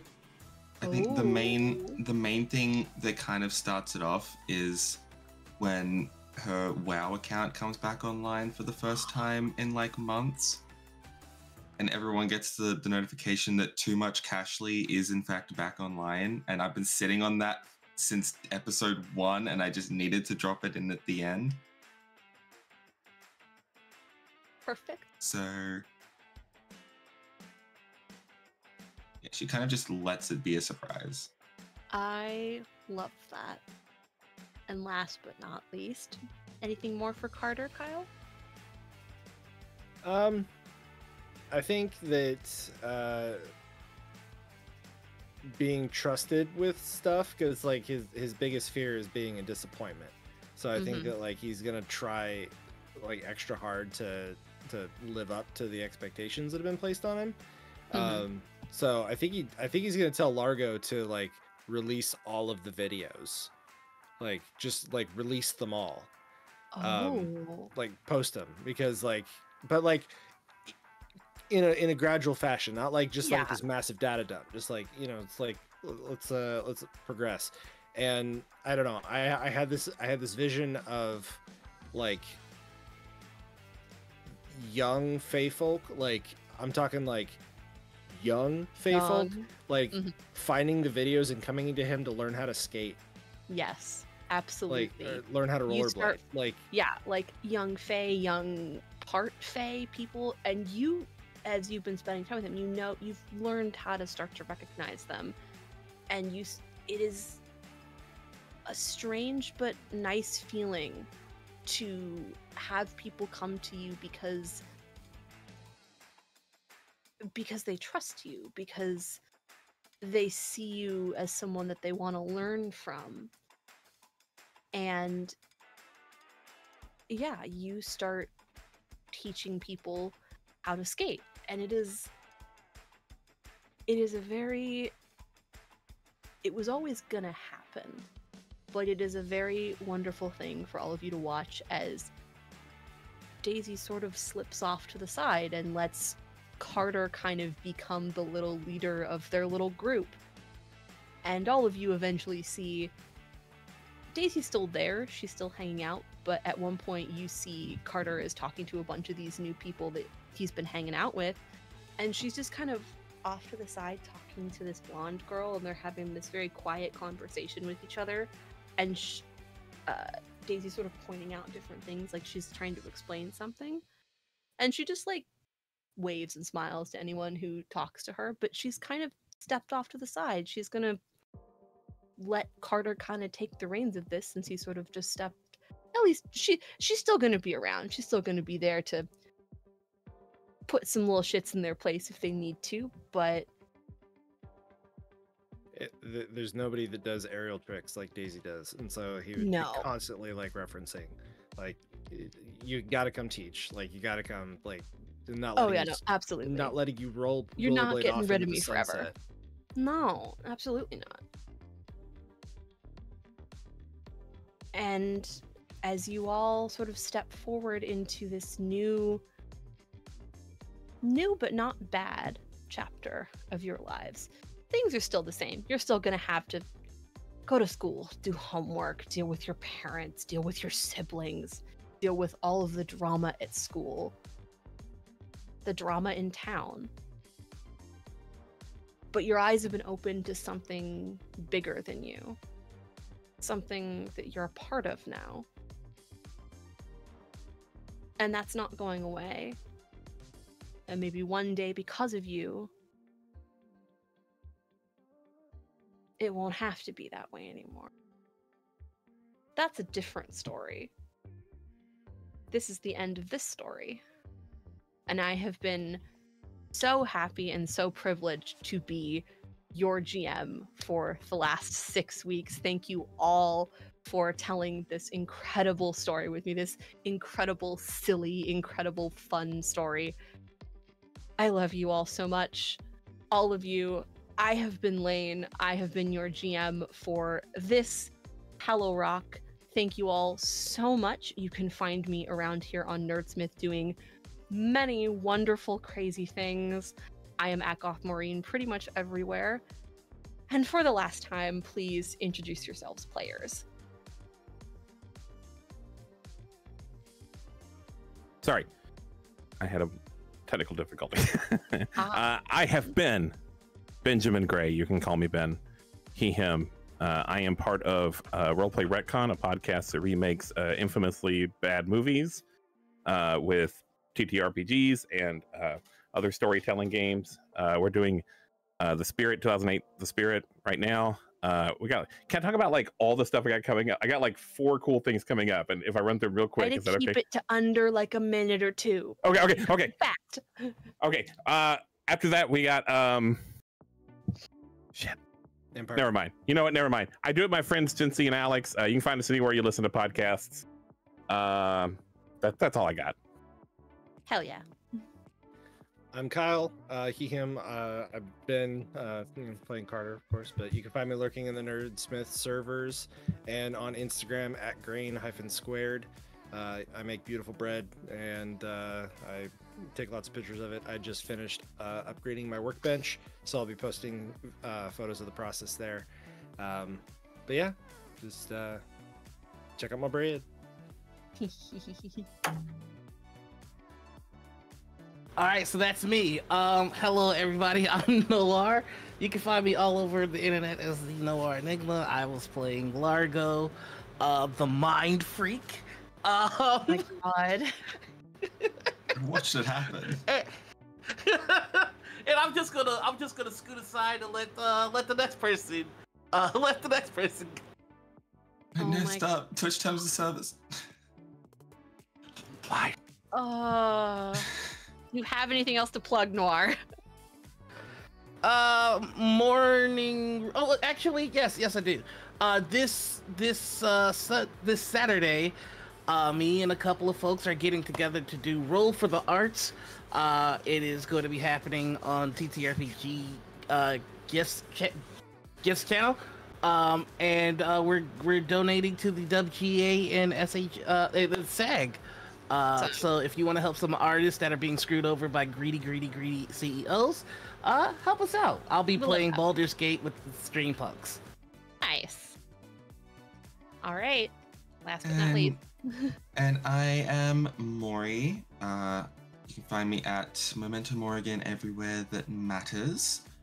And I have had the honor of being able to play Ashley for everybody. I help kind of write copy for all of the promo stuff for Nerdsmith, so you'll see some of my work over on Twitter, and we're working on Blue Sky now, but there's like scheduling post things, which is weird, so yeah. Wonderful. Again, I am Lane. I have been your GM for the last 6 weeks. I'm so happy. The last couple episodes of Hallow will be going up on YouTube within the next couple weeks. If you want to see anything or you missed anything, please join us tomorrow here on Nerdsmith for the Dragon's Crown, 6:30 Pacific, 9:30 Eastern. Very excited to see what shenanigans Franz puts those little gay people through. Join us again on Monday for Nerdsmith Pixel. More Baldur's Gate. Very excited for whatever they're going to get up to this week. It's going to be great. And again, I am very excited. Next Thursday here on Nerdsmith, 6 p.m. Pacific, 9 p.m. Eastern, we have part 1 of Dreamhouse by Night, a very special Vampire the Masquerade event inspired by Barbie. Vampire Barbies? Barbie vampires? You're gonna have to wait to find out. You will be able to find myself here as your storyteller on Thursday, and perhaps one of the other players in this game here as well. You will have to wait and find out. I am so excited for this silly, fun little event. And I'm also very excited to announce that premiering October 5th will be our next series for Nerdsmith Presents, Signals of the Lost, an Outbreak Undead game featuring some teenagers trying to deal with the end of the world, being run by our very own Alora. So I'm very very for that as well. So many wonderful things coming up here on Nerdsmith. Thank you all again so much for joining us here. We'll see you all around real soon. Goodbye, everybody.